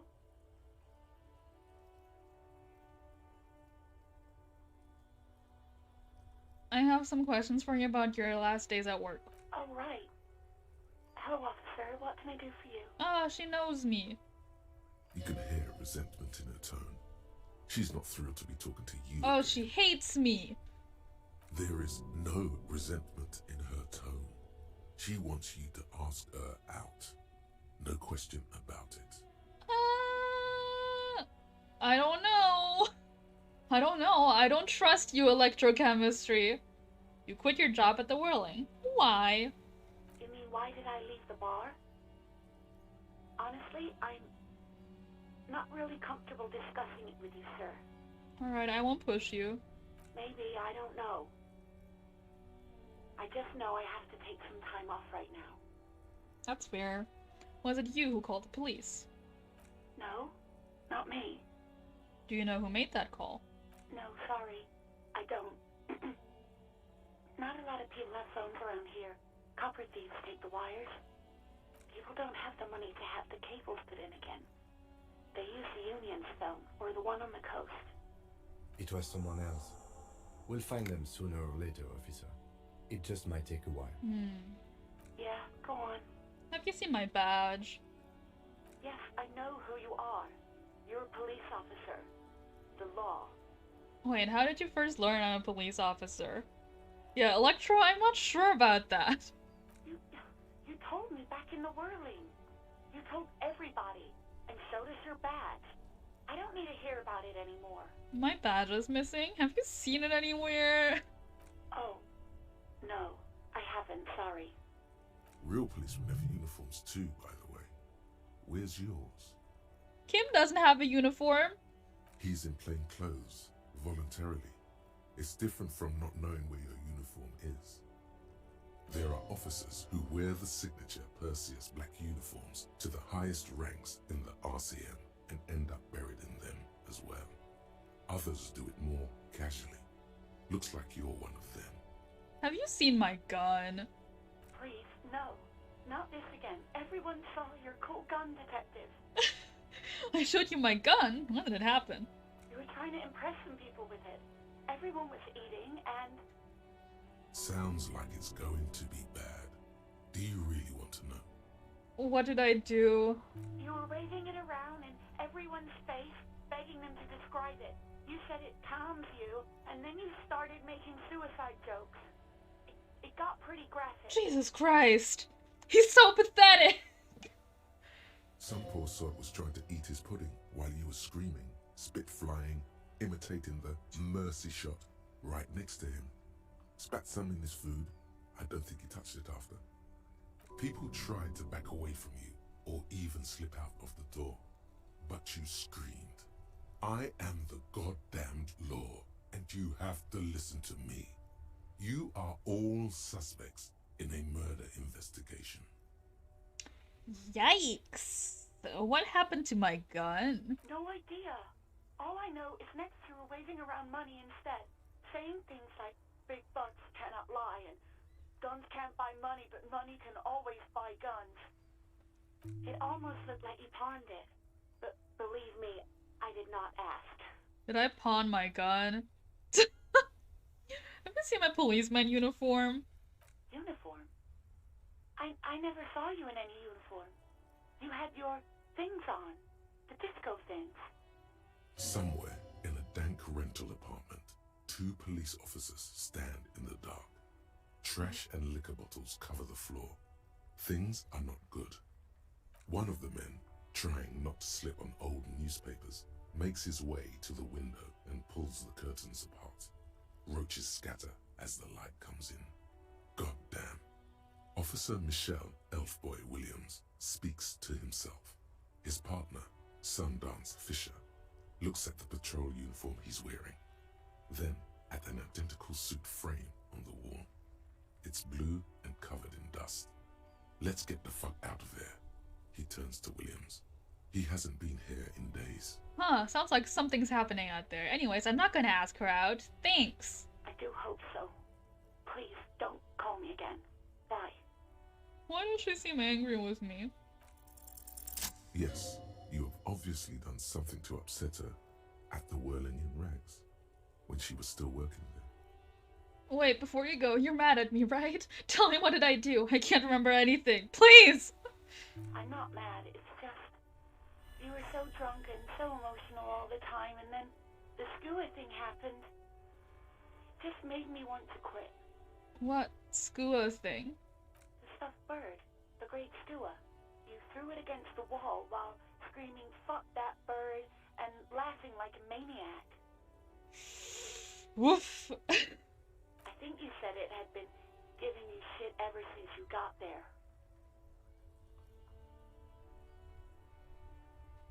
That sounds like me, alright. Didn't seem like you had fun doing it, though. So you're telling me that I was the one who made you want to quit? Yes, obviously. You were the worst client I'd ever seen. And I had seen so many assholes in this place. Yikes. I've had sailors fighting, union guys grabbing my ass, kids stealing booze. Once a guy was glued to the karaoke machine every night for 2 months. But you... Go on, I want to know what I did. Well, you were worse than all of them. Honestly, you were getting borderline aggressive. Even about little things like not turning down the volume at 3 a.m. I even liked one of those songs you kept listening to on repeat. No more. I hate it now. Which song? We Go On by the O.O. I can't listen to it anymore. You've turned it into a parody. Sorry. To hell with that song. Then there was your room.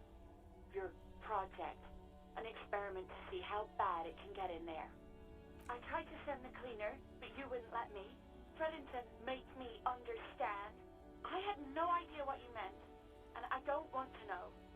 And then you screamed something about how you're a piece of shit human being, and why does anyone even let you work as a policeman? That you fired yourself, but you can't even do that.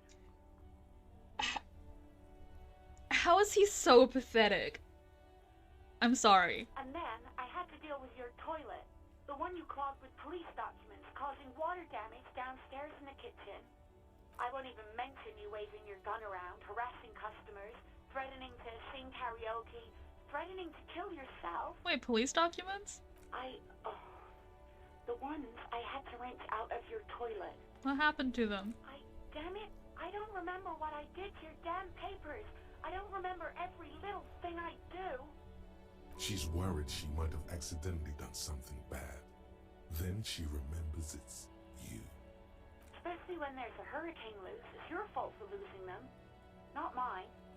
Something in you wants to immediately forget about this, as if there was a reason you threw them away. Cool.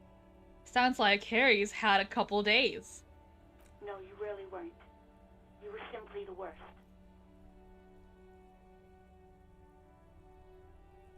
God, I knew I shouldn't have brought it up. Just try not to call me again, and let's pretend it never happened. I am looking for a song, though. All sorts of things. From disco, rock too. So much disco and rock. Which one would that be? One that was really sad. Sad?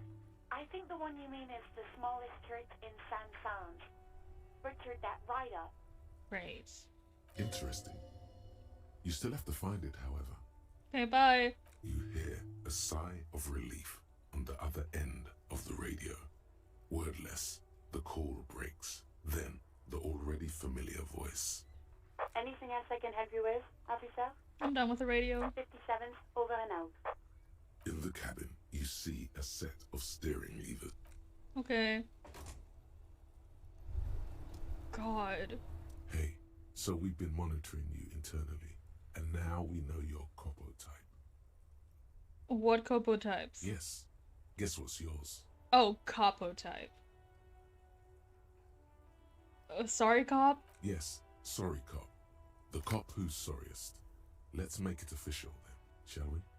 Huge lack of enthusiasm going on in here.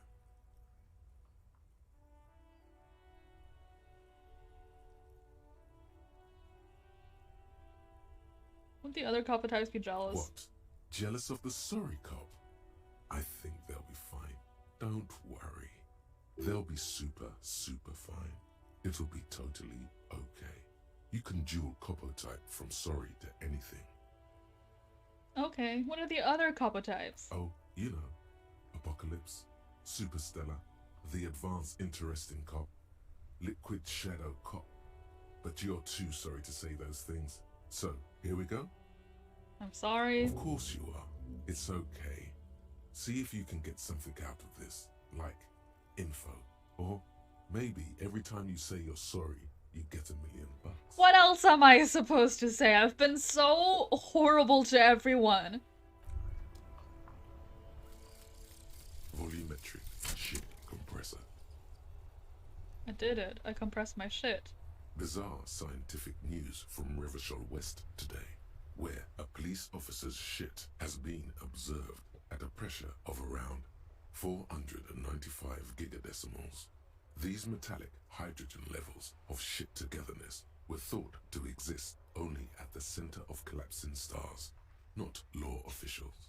It remains to be seen how long the shit singularity lasts. I've compressed my shit.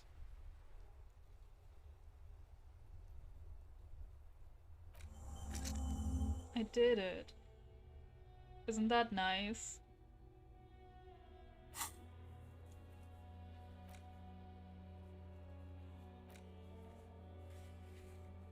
Cool. Well, I suppose we'll check out the body again and probably throw up like a third time.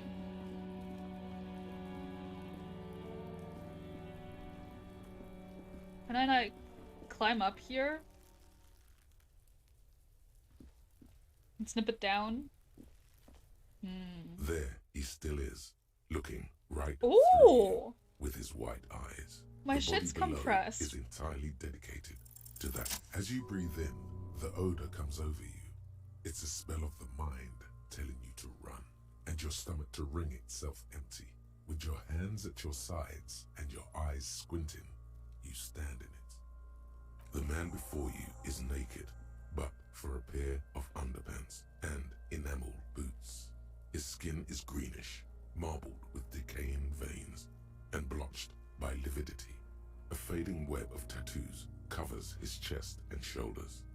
The cargo belt used to fasten him to the branch above appears industrial in strength. Inspect. The material appears to be ceramic. Its clean white stands in stark contrast to the decaying flesh above the knee. The man wore thick polymer socks, probably for padding. A fine array of interlocking plates covers them. Delicate and fragile, they feel alien to the world around you. Out of place somehow. What kind of boots are these? They are armor, no boots. Technically speaking, these are sabatons. Okay, then what kind of armor is this? Ceramic plate. Zirconium dioxide, most likely. This is where the make would be. Where? Under the hill. Fair weather. Fair weather model T500 VE. I'm guessing that's vitreous enamel. This is advanced stuff. The material looks out of place here. It is. It's expensive. We've requested similar material for our tactical units for years now. The constabulary has deemed it too costly. In that time, we've lost 6 men to semi-automatics. Yeesh. How much are we talking about? For a full set, about 4 years of wages. That's a lot, I take it. As a wage, it's regrettably small. But for a piece of hardware, yes, that's a lot. Where's the rest of it? Piece by piece. He's been out here for 7 days. It would be odd if they didn't. We should keep a lookout for these pieces. The armor could yield information. Maybe he'll know something. Kuno, I have to ask the kid? Oh god. If you wear those pieces, it will help me protect your mortal coil. Maybe he was just wearing these boots and there's no rest of the armor? No, He must have worn something precious underneath his clothes. They've removed all his clothes to get to it. They did not just strip him for the putrid rags. Then where are these clothes? Someone could have cleaned the yard, but that's a question for the red-haired thing. I hear you talking shit Jeez. about Kuno. Come here and say it to Kuno's face. Fuck you, You Kuno. wanna fuck me, huh? You wanna fuck the Kuno? Ignore. Say no more. This is about the corpse and inspecting it. What if they told him to strip before they hung him? To demean him? They usually hang them completely naked for that. La puta madre, the Mazda, the Besmerties, and the like. This one still has his underpants.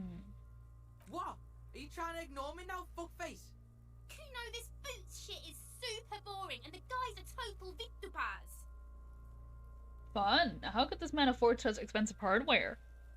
That's for us to find out. My initial report on the area suggests he was a security guard for the harbor company. But that's just hearsay. Looks pretty advanced for a security guard. I agree. This equipment is way beyond what a guard can afford. Knock on the boot. A small bell-like sound fills the air, like tapping on the side of a porcelain cup. I could probably sell the boot to get money. Suddenly, your biceps coil up. Your elbow is sharp and cocked for a punch. I'm not gonna punch it. It's anything but. This material is a kinetic redistributor. It spreads kinetic energy horizontally, from plate to plate, dissipating it entirely. See? Faint, organic lines cover the plates where they separate into smaller ones. These plates then divide into smaller plates until there are hundreds of them altogether. Like the scales of some ancient white monster, cracked and pearly. This feels dangerous. Okay, never mind. The sabatons dangle off the man's decaying. The cadaver slowly twists on the cargo belt, his torso covered in tattoos, and extremities blotched pink Yeah, and blue. I inspect the belt. The hangman's knot is pulled tight by the weight of the corpse below. Yellow, hard-edged polyester cuts into his neck. Above, a sliding buckle ties the belt to the branch. Oh my, there's something on the belt. A familiar word that speaks to the thirst within you. What was that? Vermilion, in yellow letters, along the length of the twisting cargo belt. Only a deep longing for vermilion golden spirits lets you decipher the fading logo of the local brewery. This is a bad time for a drink. Extremely. What kind of rope is this? Industrial strength. The kind used for tying cargo to lorries. Like in a circus. When the circus leaves town and they tie a black-spotted giraffe to the wall of a carry pen. What? No. More like in harbor. Like the one just east of here. I get a sense they used whatever was on hand, without paying much attention to not incriminating themselves. We're assuming dock workers from the harbor did it? I'm still approaching this as a lynching, yes. Motivated by the ongoing strike. You? No. You feel like it was something else. But what? Yes, it often is. This bed worries me. You sure wanted him to stay there. It's not merely polyester. It's steel reinforced. See these lines? This is where the wires run. I see rabbits for more than 20 strands. He's so smart. What's he doing here with me? This makes getting him down much more problematic than I had assumed. How did they even get him out here? A noose is one of those things that's easier to use one way around. I think they lassoed the branch, then pulled on the belt, buckle closes. It's what I would do. Seems easier than climbing up there. The cadaver hangs from the cargo belt. Limbs limp. Tattoos. An intricate web of blue lines stretches across the torso, from the right shoulder to the solar plexus. Each time they intersect, a small white star is formed in their crossing. Hundreds of fading asterisks riddle his skin. Their concentration is highest around his heart. His corpse is marked by stars. What will mine be marked by? Alcohol and heartbreak. Yikes. Your fist clenches suddenly. We'll be riddled with disco! Decay is creeping on the tattoo. Already, most of the canvas that's holding it has darkened. Now, it disintegrates slowly, letting out a stink. Is this a microelectronic system? I have only a cursory knowledge of the science of cybernetics. I would not know if it were. But it's not quite complex enough, is it? We're missing something here. I agree. He takes a thin piece of milled aluminium from his coat pocket and pulls it open. Sounds like a sword being unsheathed. A small lens appears. Some sort of camera. Well, it's a camera then. I don't have to ask. Shit, Kuno! What the fuck is that? Shut the fuck up! This is why I hate kids. An instant color camera. This is the first time he openly acknowledges the kid's existence. I have only 2 ampoules, so nobody move. I don't want to waste one. A sound, a shrill flash, followed by the breaking of a small ampoule of glass. You see streams of color pour onto the thick, glossy piece of paper, rolling Wow. out. In case we need it. Cool machine. Yes, it is pretty cool, isn't it? What do we need this photo for? It contains insight to the victim's person. By his build, I'd say this was a man of physical violence. The story he wanted his body to tell was important to him. It is his letter, to us. Someone should decipher it. We'll need to show it around. Can I have it? I should look at it later without the corpse smell. Sure. Just don't lose it. I'll try. The glossy-eyed corpse looks by, his mouth mute and his skin as colorful as the chemical rainbow on the photo paper, teeming with opportunistic organisms. You've acquired an interactable item. Investigate this item further by going to the Interact tab in your inventory. I'll do that later. Alright, look him in the eye. His eyes are milky white and blind to the world, protruding comically from their sockets. There is no one home, just subaquatic terrors there. Dark brown hair grows on his head. His face is ready to explode from the organic processes inside. The death's head grin has passed. What remains is an unrecognizable mess. Sounds tough. Underneath the curdled meat there is an expression, not carried on his features, but below, inside, an expression of pleasure.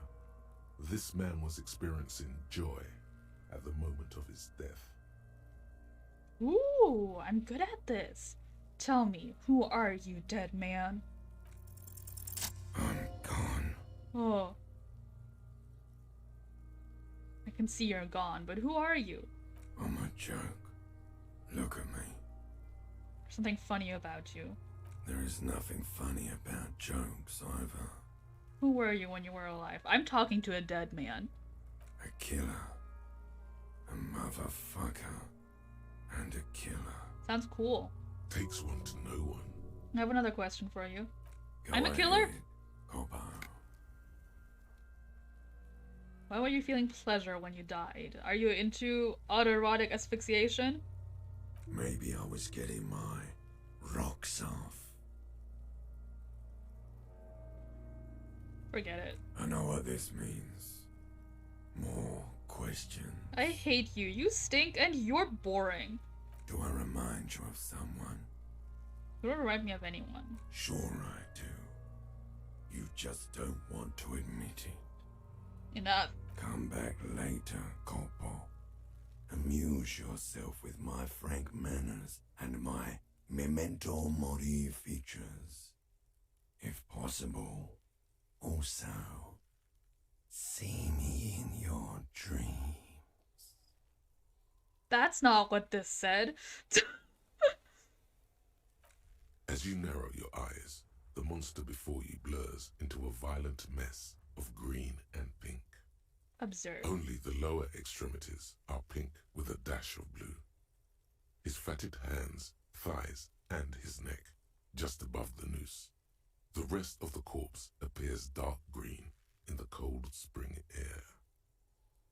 The cadaver slowly twists on the cargo belt. How do we get him His torso down? Are you sure we finished the preliminary examination of the cadaver? We might miss some of these things once he's done. Well, I've looked at everything I could, so... The steel reinforced belt presents a unique challenge. I brought chain cutters, but I don't see a good angle of approach to the belt. The cadaver is a good 1.2 meters up. Neither one of us can reach the belt without assistance. And even if we do, there's the question of cutting it.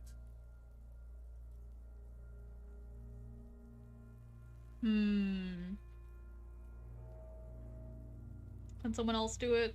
Someone else? You mean like the police? You have a point there. Sadly, yes. The whole RCM is out there right now, doing the exact same thing we are. Are we in a rush to help them? Not with this on our hands. I know it's hard, but I assure you, the others won't come to help us. And we have a growing sanitary concern here. We need to get him down, fast. We could saw the branch. Climb up there and saw the branch? Either one of us could do it. I don't trust that ladder. The assailants didn't use it. It's rotten and less sturdy than it looks. And I don't see another good way up there. Honestly, I prefer a non-acrobatic solution to this. There has to be a less risky way, with less falling down of trees. You can ask for help from the harbor. I was really hoping we wouldn't. The Union appeared to be suspect in this case. It seems like a dangerous route to go down. Confirmed. It's unsafe. Let's reconsider. But what other options? The corpse twists on the belt, like chicken on a skewer. Let's not do it. We are not getting him down already. Not getting him down is a task that's already accomplished. Sadly, it's not our job to keep him up there, but to get him down. I don't think we should shoot him down. Yeah! Bang bang time, pig! Shoot his head off! How? What's happening to the graphics? I don't know, just, shoot up there. Yes, the buckle, where it ties the cargo belt to the tree. If the shot hits that, then there might be a small chance to release the belt. Right. Sure would be nice if someone with a gun would do that, huh? Yeah, now we're talking. Entertain a Kuno with some shit.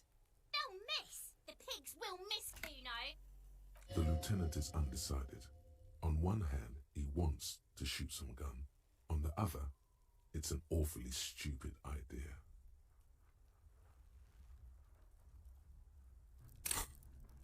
Just gonna go ahead and improve this one. Just in case.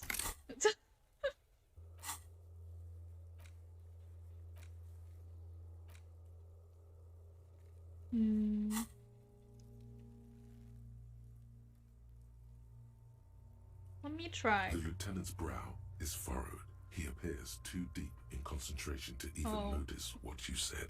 We'll take the shot, Lieutenant. I'll blow his head off. Take it! Take the shot! Are we shooting this buckle? That does seem like we're gonna shoot his head off. Can I quick save? Can I save? Can I save scum this? I can't save. Cool. Yeah, take the shot. Kuno wants some of that shit. Silence. With his elbow sharp, the lieutenant unzips his jacket. Oh my god, we're gonna shoot his head off. And produces a lightweight firearm. He drops a paper cartridge in the barrel, separates the scouring stick, and gives the cartridge 5 tucks. Wait, we're actually gonna shoot. Oh my god. He then steps back and assumes the fella's stick. He's doing it from over there? The corner of his eye twitches. His finger is on the trigger. As he does it. He's gonna fucking miss! The kid's voice is drowned in a shrill blast that echoes off the walls of the surrounding tenements. A cloud of smoke slowly parts in the air as the lieutenant steps back and says to himself, I don't think he's supposed to be up there. God damn it. He feels bad about it. About his eyes mostly. Just having bad eyesight. Probably from a young age. Whatever you do, do not console him. Fucking idiot! Muckabah asshole! Kuno could have hit it easy. But then Kuno's not fucking handicapped, is he? God, I hate these kids. And try. I don't want to make him try again. What now? I have to say, it's beginning to look unlikely we can get him down without assistance. Can I have the gun? I should try. It's bad as it is. Us shooting firearms like punks. Go ahead. I'm not stopping you. Just don't lose it. I only have one gun. Shut the fuck up, I lost my gun! This is the sorriest pair of pigs Kuno's ever seen. Yeah, take it, you fucking banana poika. Take it and shoot yourself in the mouth. The cold piece of bakelite and gunmetal is surprisingly light. Your fingers fit right through the guard, instinctively resting on the trigger. They shouldn't do that. You don't put your finger on the trigger unless you're about to shoot. The fuck are you waiting for, Kuno? Tell him to shoot himself in the mouth. Yeah, what if I do, huh? What if I change the whole trajectory of your life, huh? Shut the fuck up. Kuno is silent. Aggression gathers in the air. The trigger feels delicate and ready to break under your finger. The buckle comes into focus in your sights. You stand with your feet planted firmly in the ground and your left hand supporting your gun. I feel like I'm gonna fuck this up. Why don't you just shoot yourself in your mouth? At least you won't miss. Jesus. Oh.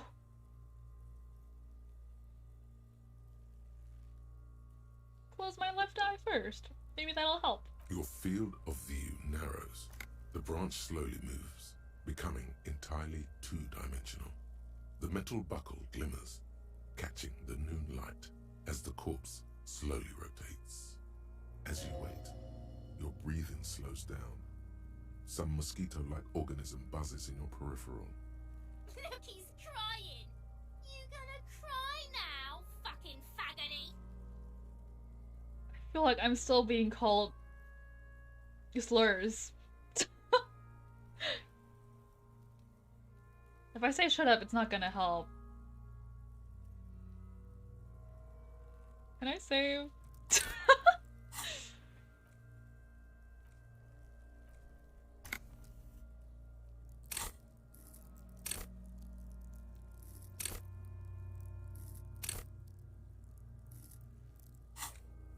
Don't want to not shoot.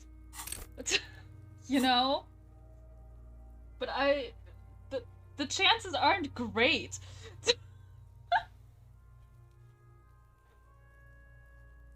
But what if I do? But what if I do? Oh, hell yeah. I'm so good at this. The buckle explodes into tiny pieces, coming loose with a whir. Oh, hell yeah. Hell yeah. With your hand numb from the recoil, you look at the body slump down. For a moment, the man appears to kneel in front of you, looking straight at you, helpless, trapped within itself. Who killed you? Communism. Oh.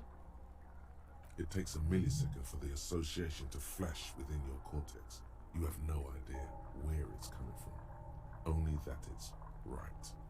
Then the rigor in his muscles gives up, and he smashes sideways into the spring mud, letting out a horrid stench. How did I do that? By being a damn good shot. Ace is high. Oh yeah! He's really not supposed to be up there. The lieutenant takes a little hop to perform the customary salutation. Your palm hurts from the slap. It's precise and down to the point. I see why people call Kim their little meow meow. He might become mine also. I knew these guys were Yeah, we're faggots. You got a problem with it? Kuno cracks with laughter. Sounds like someone strangling a seagull. It's clear he enjoys himself. I knew they suck each other off. What now? We will perform a field autopsy and determine the cause of death. But before... Excuse me. It looks like I feel like taking a break from the stench. I'm sorry to interrupt the jubilations here. Just a little breather before we do the autopsy. Wait, autopsy? Yes. The 4 phases of a murder scene. 1. Investigation of the scene. I can't say I'm satisfied with that part yet. We should search for prints, maybe. And a trash container too. 2. Initial examination of the victim. We were pretty good in our efforts, and the autopsy will provide another chance. 3. Field autopsy. This will not be pleasant or easy, and it will have to be performed on the scene. The fuck are they on about? Cops are gonna cut his shit up next. 4 and final, transport of the coroner's case to the district morgue. I'll do that. God, it stinks. Can we have someone else for the autopsy? Like a doctor? No, you and I are detectives. The honorary rank of detective signifies our ability to handle the entire incident chain. From crime scene to autopsy to cleanup, we do it all. I don't think I'm a detective. Yes, I feel like a detective. Your station would not have assigned you the case otherwise. This case is important. Alright. In the meantime, we should try to interview Evrard Clare, the leader of the union. Harbor property was clearly used in the hanging. The harbor just east of here. Getting in might prove a challenge, though. I would also suggest we interview Joyce, the Wild Pines representative, but we've already done that, so good for us. One... Oops, didn't mean to skip your dialogue.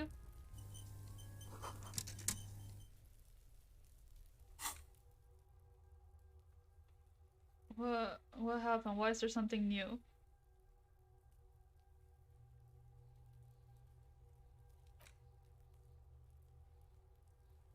Eh? Oh. Rigorous self-critique.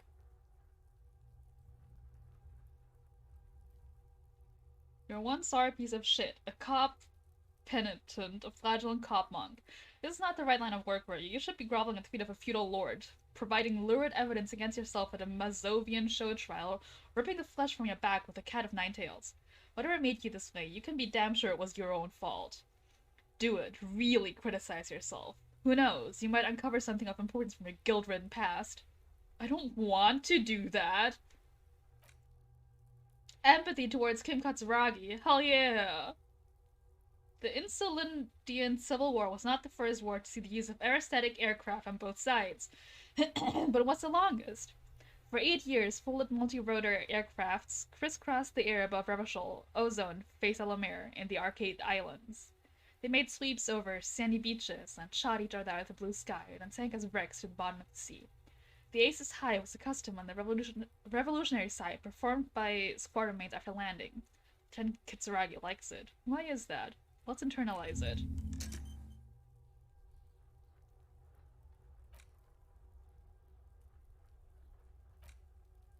I mean, I have it. Oh, I can't? Oh, I'm out of slots. Oh. No, I like my skill points, and I also kind of need them. Well, one of them had me ask the kid, so I suppose I will. I don't think I'll get anything out of it.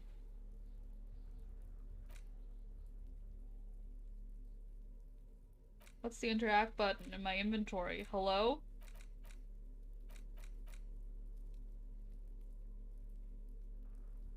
Whatever. I have another point that I can put into something. Let's put it into authority, why not? Okay. Can I still make this check? There are several footprints in the mud, left by work boots. Oh, okay. Anywhere from... Doesn't matter. Hey, kid. Fuck, does Kuno care? He doesn't care. Gotta ask, who is Kuno? Kuno's Kuno, pig? Cool. Kuno. Primal. Violent.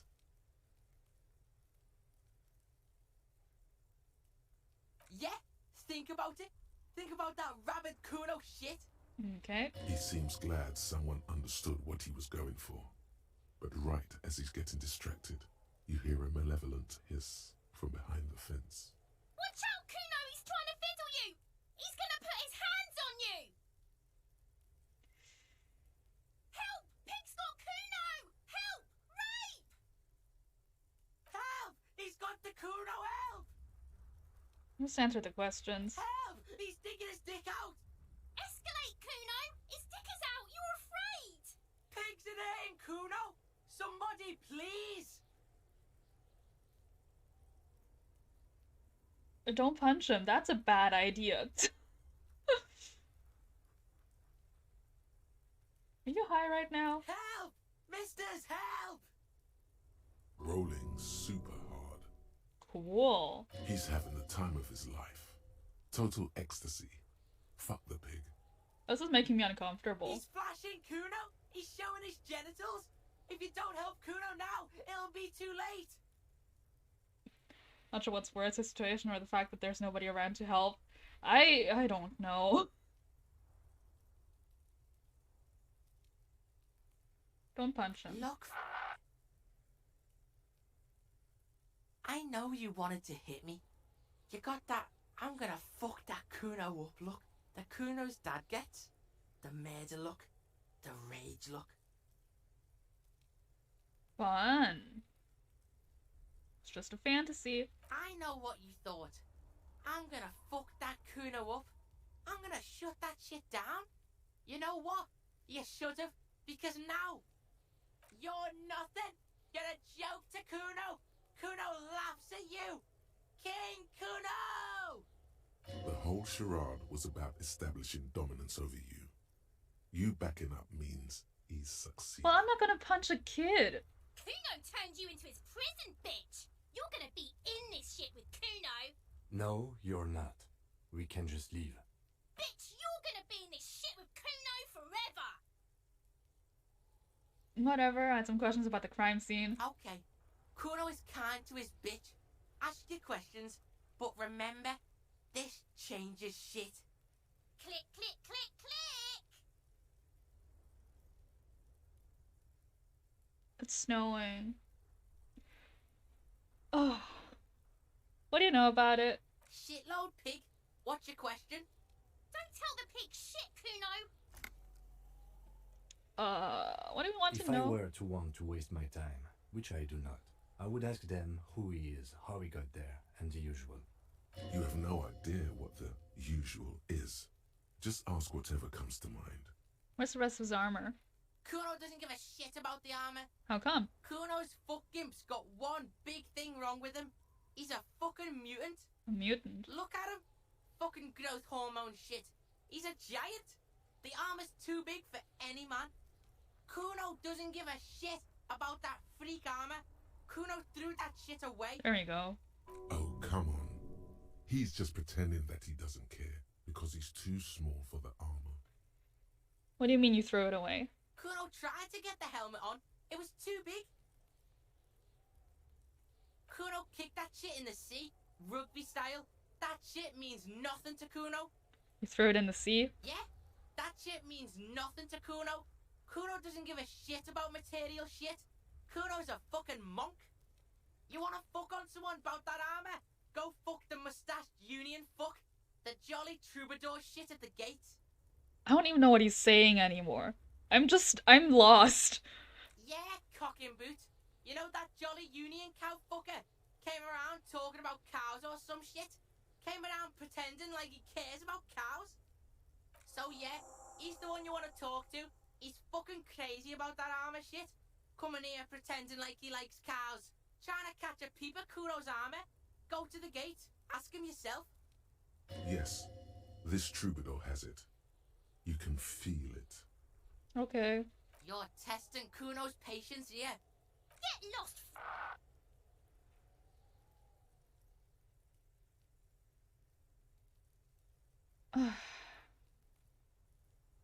Bye. Kuno doesn't fucking care. Jesus Christ.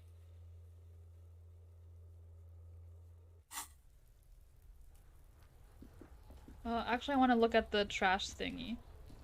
This thing.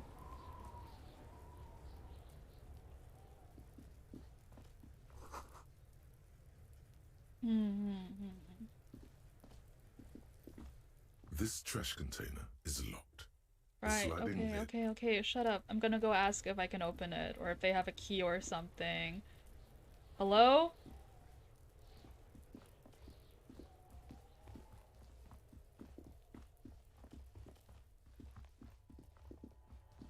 I also wanted to ask that woman if she knew about my stuff. Oh wait, that's the door. Ugh! I hope I never have to talk to those kids again. Jesus Christ.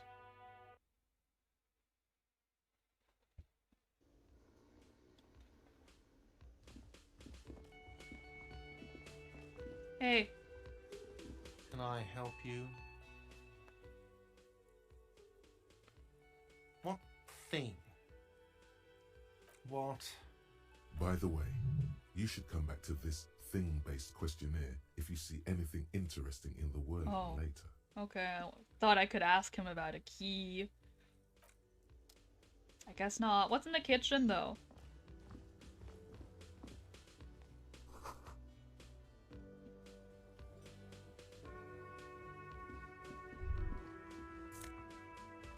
Money.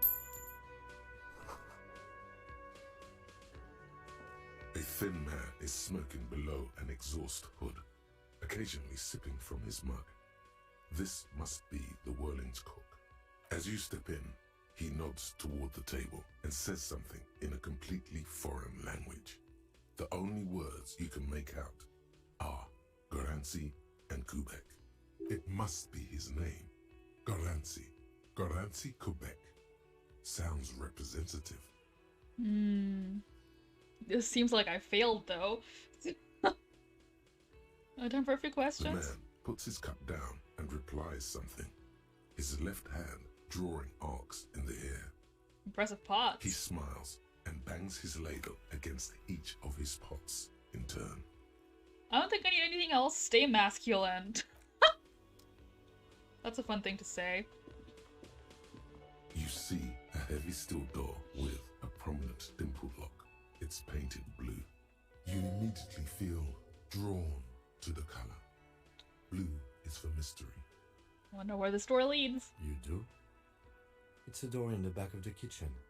Why do you care where it leads? Out of duty. Yes, I suppose it's worth seeing if we can get in. Just to be thorough. As a side investigation. Yes, a mini side investigation. Gart is the person to ask about this. The cafeteria manager. I'll try to push it, though. The door does not budge.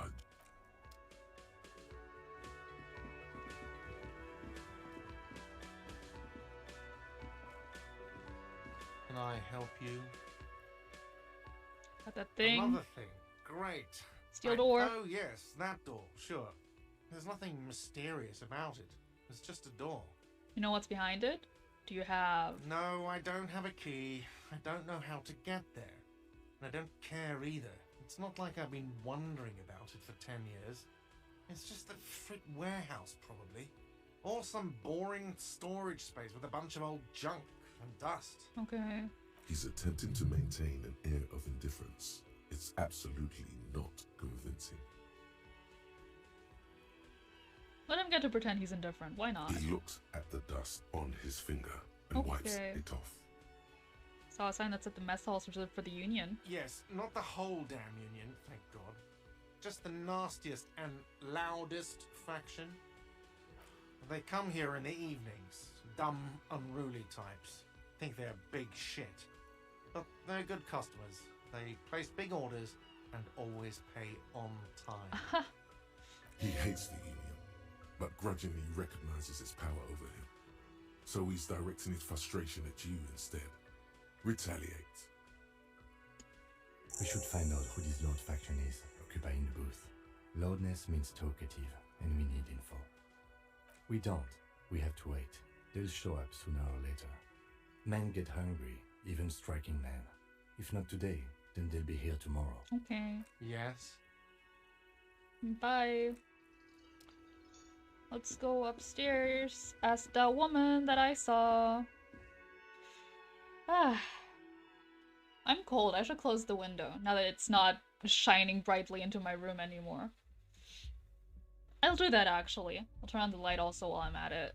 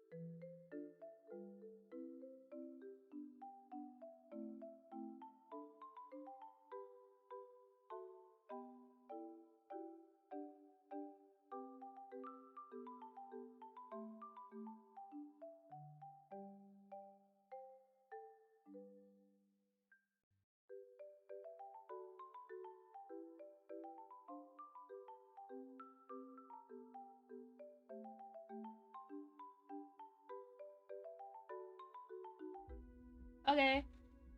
I'm back. I did it. Anyways, knock on the door. The door is closed. Knock. There is no answer. You hear the shower being turned on. Somewhere inside, a tremendous loneliness comes over you. Everybody in the world is doing something without you. Swallow the emotion, the door please. is closed. Leave. I'll go look in my room first. What? You should pick that fat, juicy cigarette butt from the tray, light it up, and smoke the living shit out of it. What now? The living shit. Your mesolimbic reward pathway does not mince words. It once smokes. Am I a smoker? Who knows what you are? A monster, a murderer, the gnome of Jeroma? You feel like a smoker, especially when you look at that juicy, succulent, seductive cigarette stub, still smoldering deliciously. She broke it at the filter. I can't smoke that. How very astute of you. This renders it ineffectual. You should look for a whole cigarette, or better yet, an entire pack. Strike that. A carton. Make sure they're all healthy and able-bodied. Then smoke them all. I don't think that's a good idea. The idea seems to make your neck expand. Suddenly, the garish tie feels very snug. Right, you're also here. Or you could not do that. No one is making you. I should not. I can't not do it, huh? I'll think about it. Good. Thinking about yummy cigarettes in your mouth is the next best thing. Make sure you think about juicy sticks of tobacco all the time, though. It doesn't count if it's not all the time. And when you're done thinking about them, graduate to getting them. Yikes. Plus, smoking them gives massive bonuses. Oh, it does? Maybe I will smoke them. Well, maybe I can knock on this door, actually. Do you know me? I guess I can't.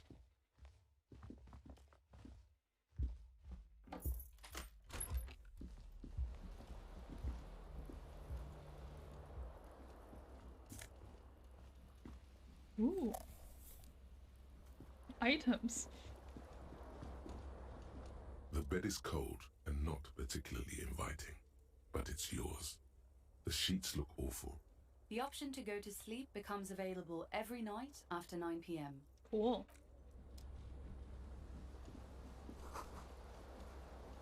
Try not to look down. Look at my broken down bathroom door. How kind of him. A mirror hangs on the wall, covered in steam. You cannot see yourself. Yes. As you slowly reach your hand towards the abort. You clearly have not thought this through. You won't I like wipe the mirror. Behold. It's me! You have no idea who this thing is, do you? This is the face of a late-stage alcoholic. Too late. You clearly have rigor mortis on your face. Or wait, is that an expression? Are you trying to make an expression with that face? Why? I have no idea why it's there. It just is. That's just my face. Yeah, I also don't believe Electra has my best interest at heart. The necktie, I suppose the necktie loves me. I don't love it back, though. Please stop. It's horrible. You're scaring yourself. I try to stop. Oh my god. You can't stop. It's like it's not even voluntary anymore. You have worn that grin into your face and now it won't come off. No, that's not good. What does it even mean? What is the emotion you're trying to convey? It's meant for the ladies. Please promise yourself you are not going to try it on any of the ladies, whatever happens. I promise. You liar. You can't even tell the truth to yourself. Go ahead. Try something.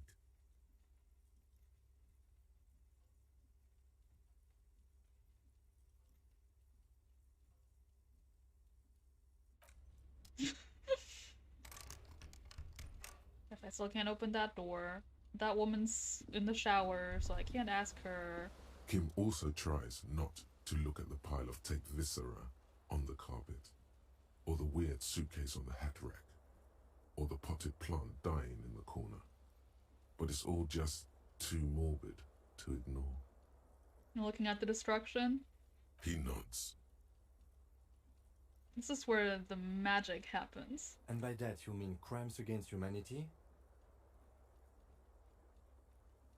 No, I meant disco. Never mind. I know what you meant. Okay, let's leave. Oh, what's this?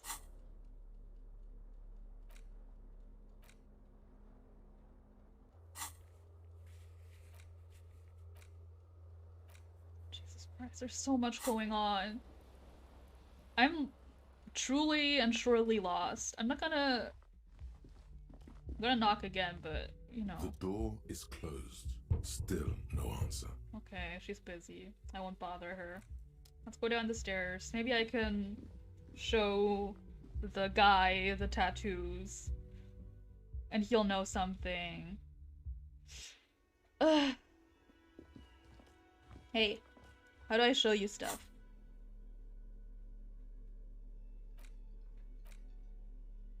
An intricate web of blue lines stretches across the It almost looks like the electronic pattern. Oh. So I can't show this to people? I can't show this to people? Cool. Well, let's leave.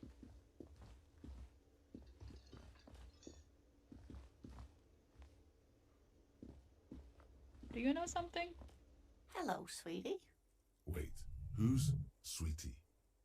Who's Sweetie? Why, you are, officer. Maybe I am. And have you found anyone to be sweet to? I'm done with mating rituals this time around. The mating rituals aren't the good part, sweetie. I know it's none of my business, but you look like you need someone to take care of you. I got Kim. I'm okay. I suppose all of us do at one time or another. I don't know what I'd do without Morel. You must forgive me. I'm getting so scatterbrained. I completely forgot to introduce myself. I'm Lena. My husband Morel and I are staying with our friend Gary just down the street, but I come here for tea when they're away. This Lena is wacky enough for the motley crew. Hire her on the spot. I don't know how much longer I'm gonna go. It's already been 3 hours and I'm getting hungry. At first I thought I could do like a day, but time seems to be passing real slowly, so probably not. I don't know. Probably not too much longer. Maybe like 30 minutes at most. I don't know. We'll see where it leaves. Yes, officer. You look rather dazed. Like a stunned fox. But surely things can't be that bad. She won't judge you, no matter what you say. I drank so hard I forgot literally everything. Oh my. You know where we are, right? The Whirling in Rags cafeteria with all my keys. That's right. And where is the Whirling in Rags cafeteria itself located? Revachol. Yes, indeed. We are in the fine city of Revachol. What kind of place is this? How would I even begin to tell you? Revachol is the most beautiful city in the world. We're fortunate to be here, you and I. I haven't seen very many other cities personally, but everyone says so. Revachol is a rare jewel. This city used to rule the world, though it has seen better days. Speaking of history, you know what year it is, yes? It's a bad year in my late 40s or 50s. There. The year is 51, and spring has only just started. I'm sure there are better days ahead. She's so nice. The lieutenant studies you, rubbing his chin. I'm beginning to suspect that you might indeed be completely adrift in this reality, thinks the lieutenant. How can it be that bad? Never mind. We're in this now. I can tell that this is taxing for you, so I'll just ask one more question. What regime are we living under? What mode of government?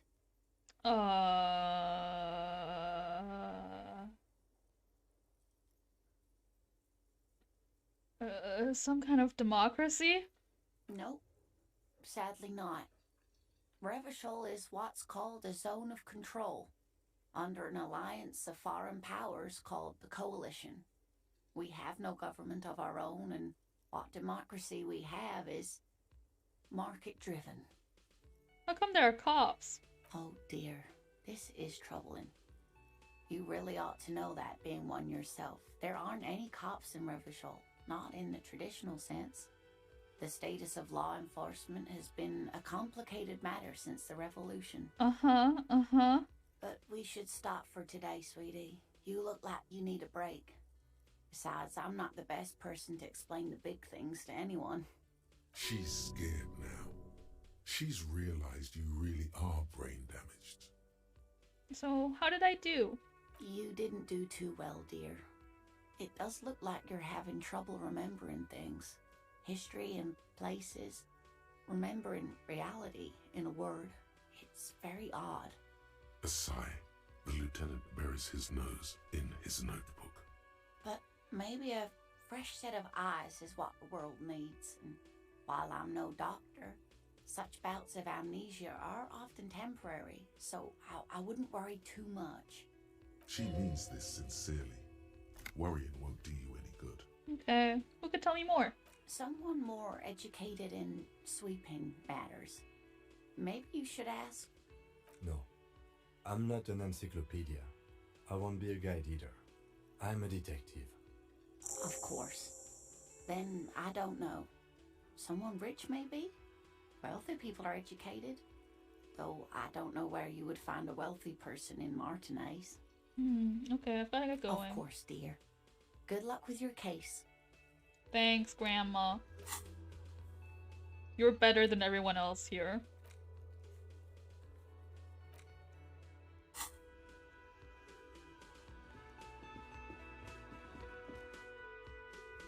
There's so much to do.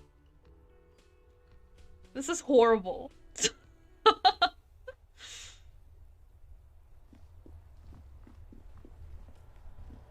I go east. They told me to go east. Oh wait, that's just the other way in there. Right. What's this? Jump jams.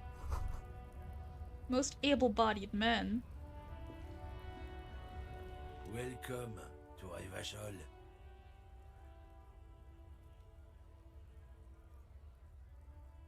Don't you welcome to Revachol me. My grandfather came here from a 3,000-year-old racist isolationist culture, while your ancestors came to this island a mere 300 years ago.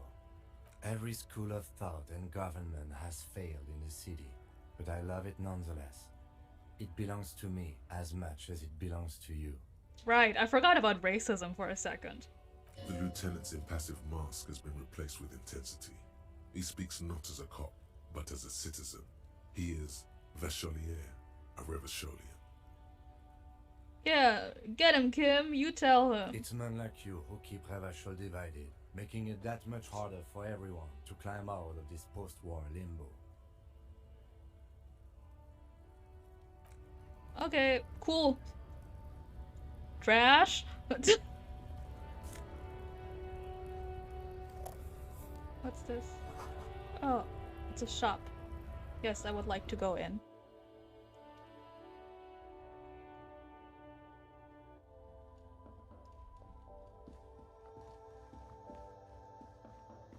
The tear machine stands in the corner. A sign says, 1 bottle equals 10 cents. What's this machine?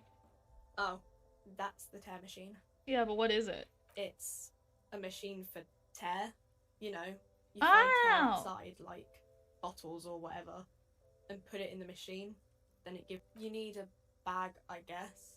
We used to have some, but we gave them all out, so feel free to use it if you find a bag, though. I'm sure there are some out there. Then I can get money.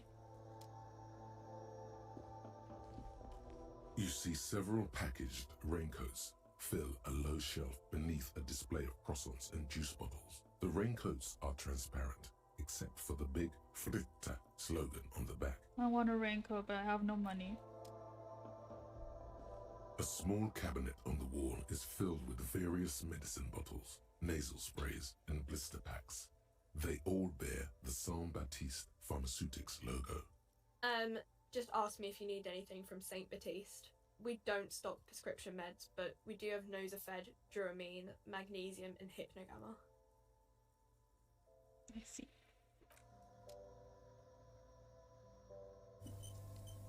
A colourful display of cigarettes and alcohol bottles line No, not cigarettes! No! There, in that dark green glass, all in vain. The great flowing river of warmth, wine, alcohol, beer, alcohol, love, alcohol. This is not a good place for a recovering addict. Guess not, no.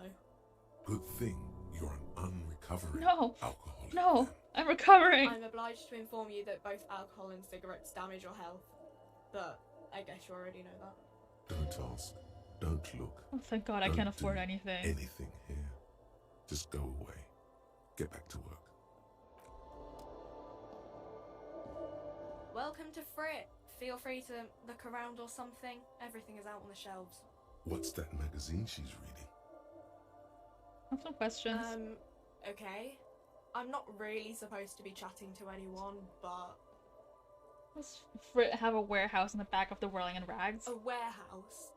I don't know. Maybe.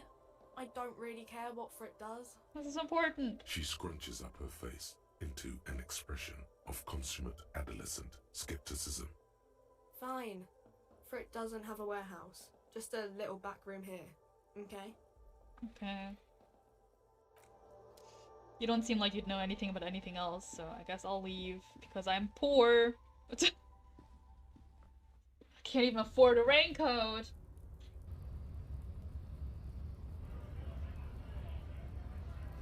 Ooh, what's this? Is that money? Is that money on the floor? Yes!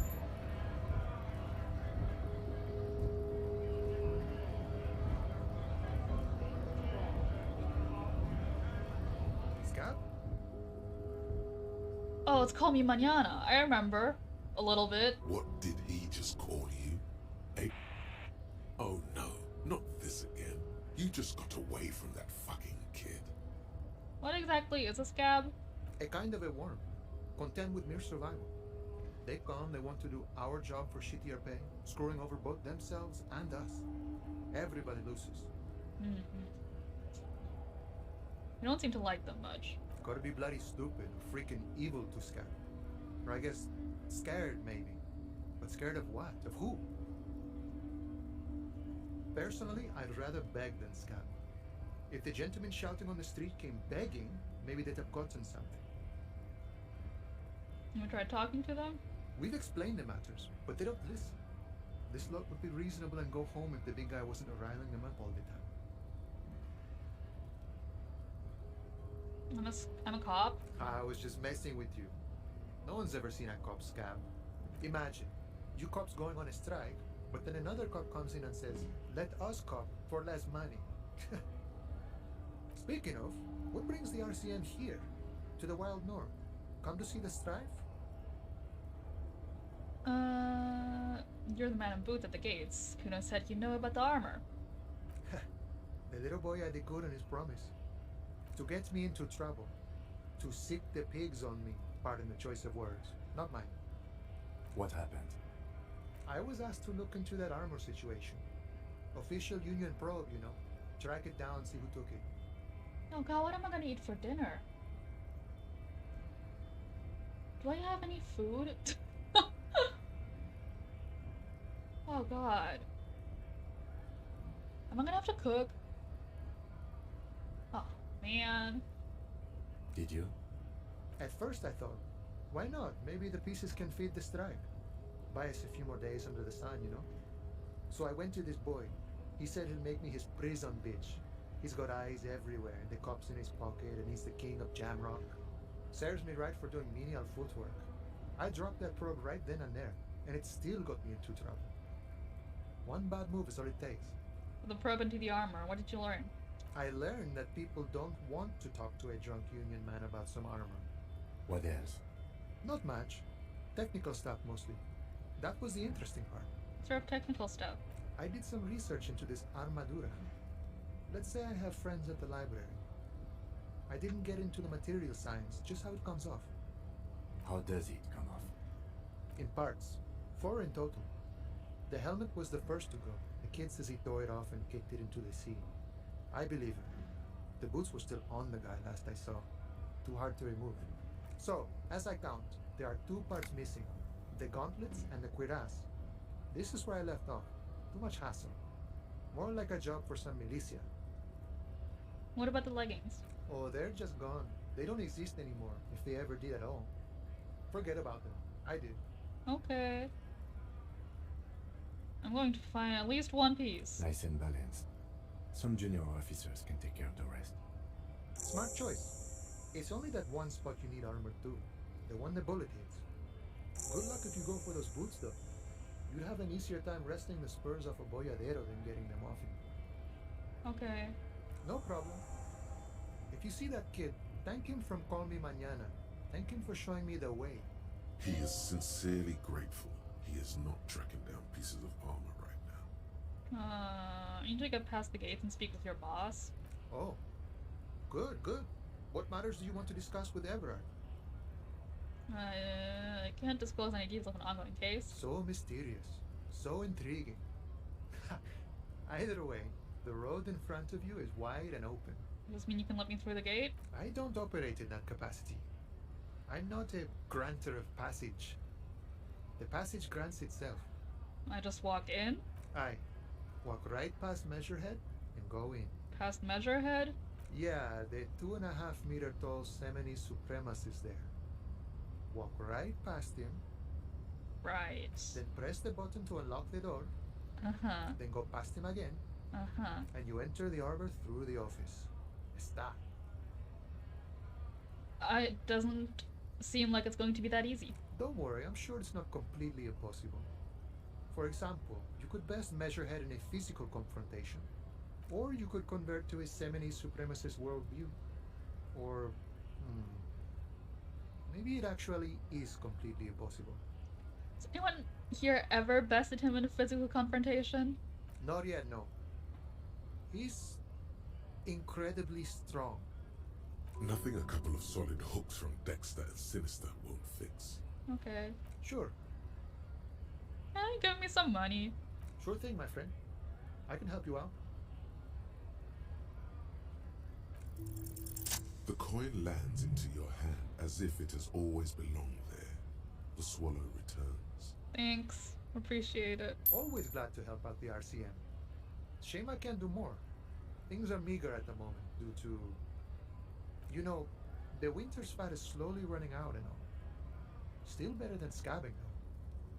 The Union has problems getting by? Nothing to worry about really. The jam's a bit of a mess, cargo can't get in or out. The rationing is a bit stricter is all. Supplies should last the strike though. Every little bit helps. I'm always glad to help out when possible. Not like these slithering scabs. What's the strike about anyway? You know, serious business. I'm sure the big boss will be glad to tell you. You'll have to ask him first. He's a chatty guy. Wants to talk about the strike. Return once you've met the union boss and are on a better footing with the organization. Okay, bye. Let's see. Go down again. I want to see what's down here.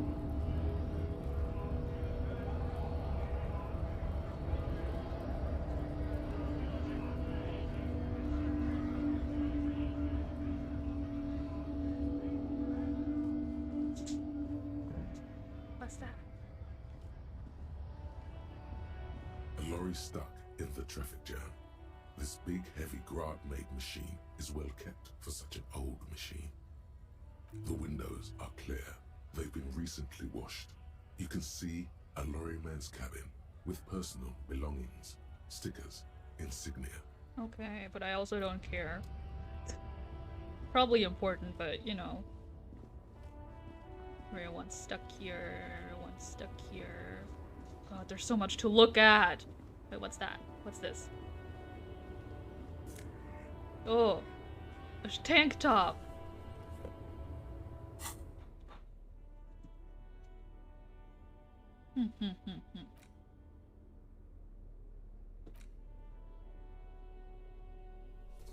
Looks bad.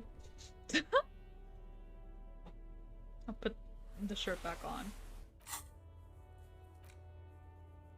Oh, I gotta talk to the fucking kid again? I don't want to. That's like the least thing I want. Oh, thank you for the follow, VT Tommy C. I appreciate it. My name's Super Yuzu. I'm your favorite lemon lime flavored robot. And I'm a little bit lost on what to do, but also I'm about to call it because I'm hungry. And I just realized I still have to make food. Well, I suppose I'll talk to these guys at some point, but for now...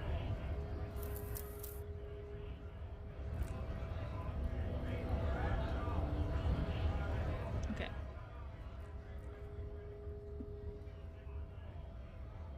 Followed my Twitter for a while. I haven't been able to stop by my stream. Oh. I get that, though. I mean, I'm in an unfortunate time zone. Enjoy my food. Yes, I will. Okay. Okay. So, that's my stream for today. It actually went a bit longer than expected, so that's nice.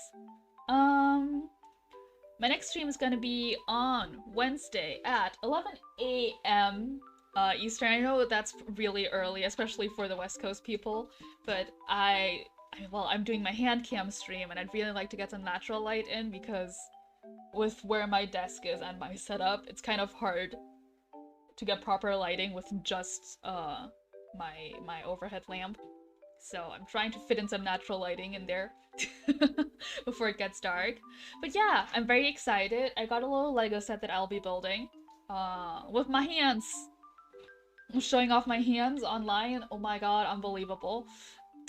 Who would ever do that? So yeah, I'm very excited. I hope everyone comes and stops by if you can. Yeah. Keep an eye on my Twitter at superuser_ as always. If you haven't, follow me on twitch.tv. Wink, wink, wink. Thank you for watching. Let's see. See if I can raid somebody, huh?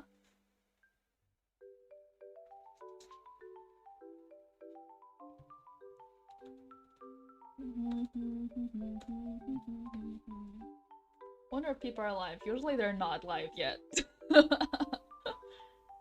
My god, why is Leo still live? That's terrible. Well, I'm gonna raid him, but I don't like that he's live.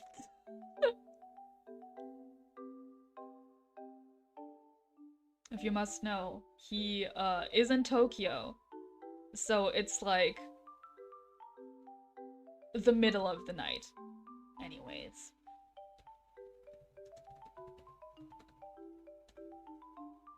We will raid him. Good.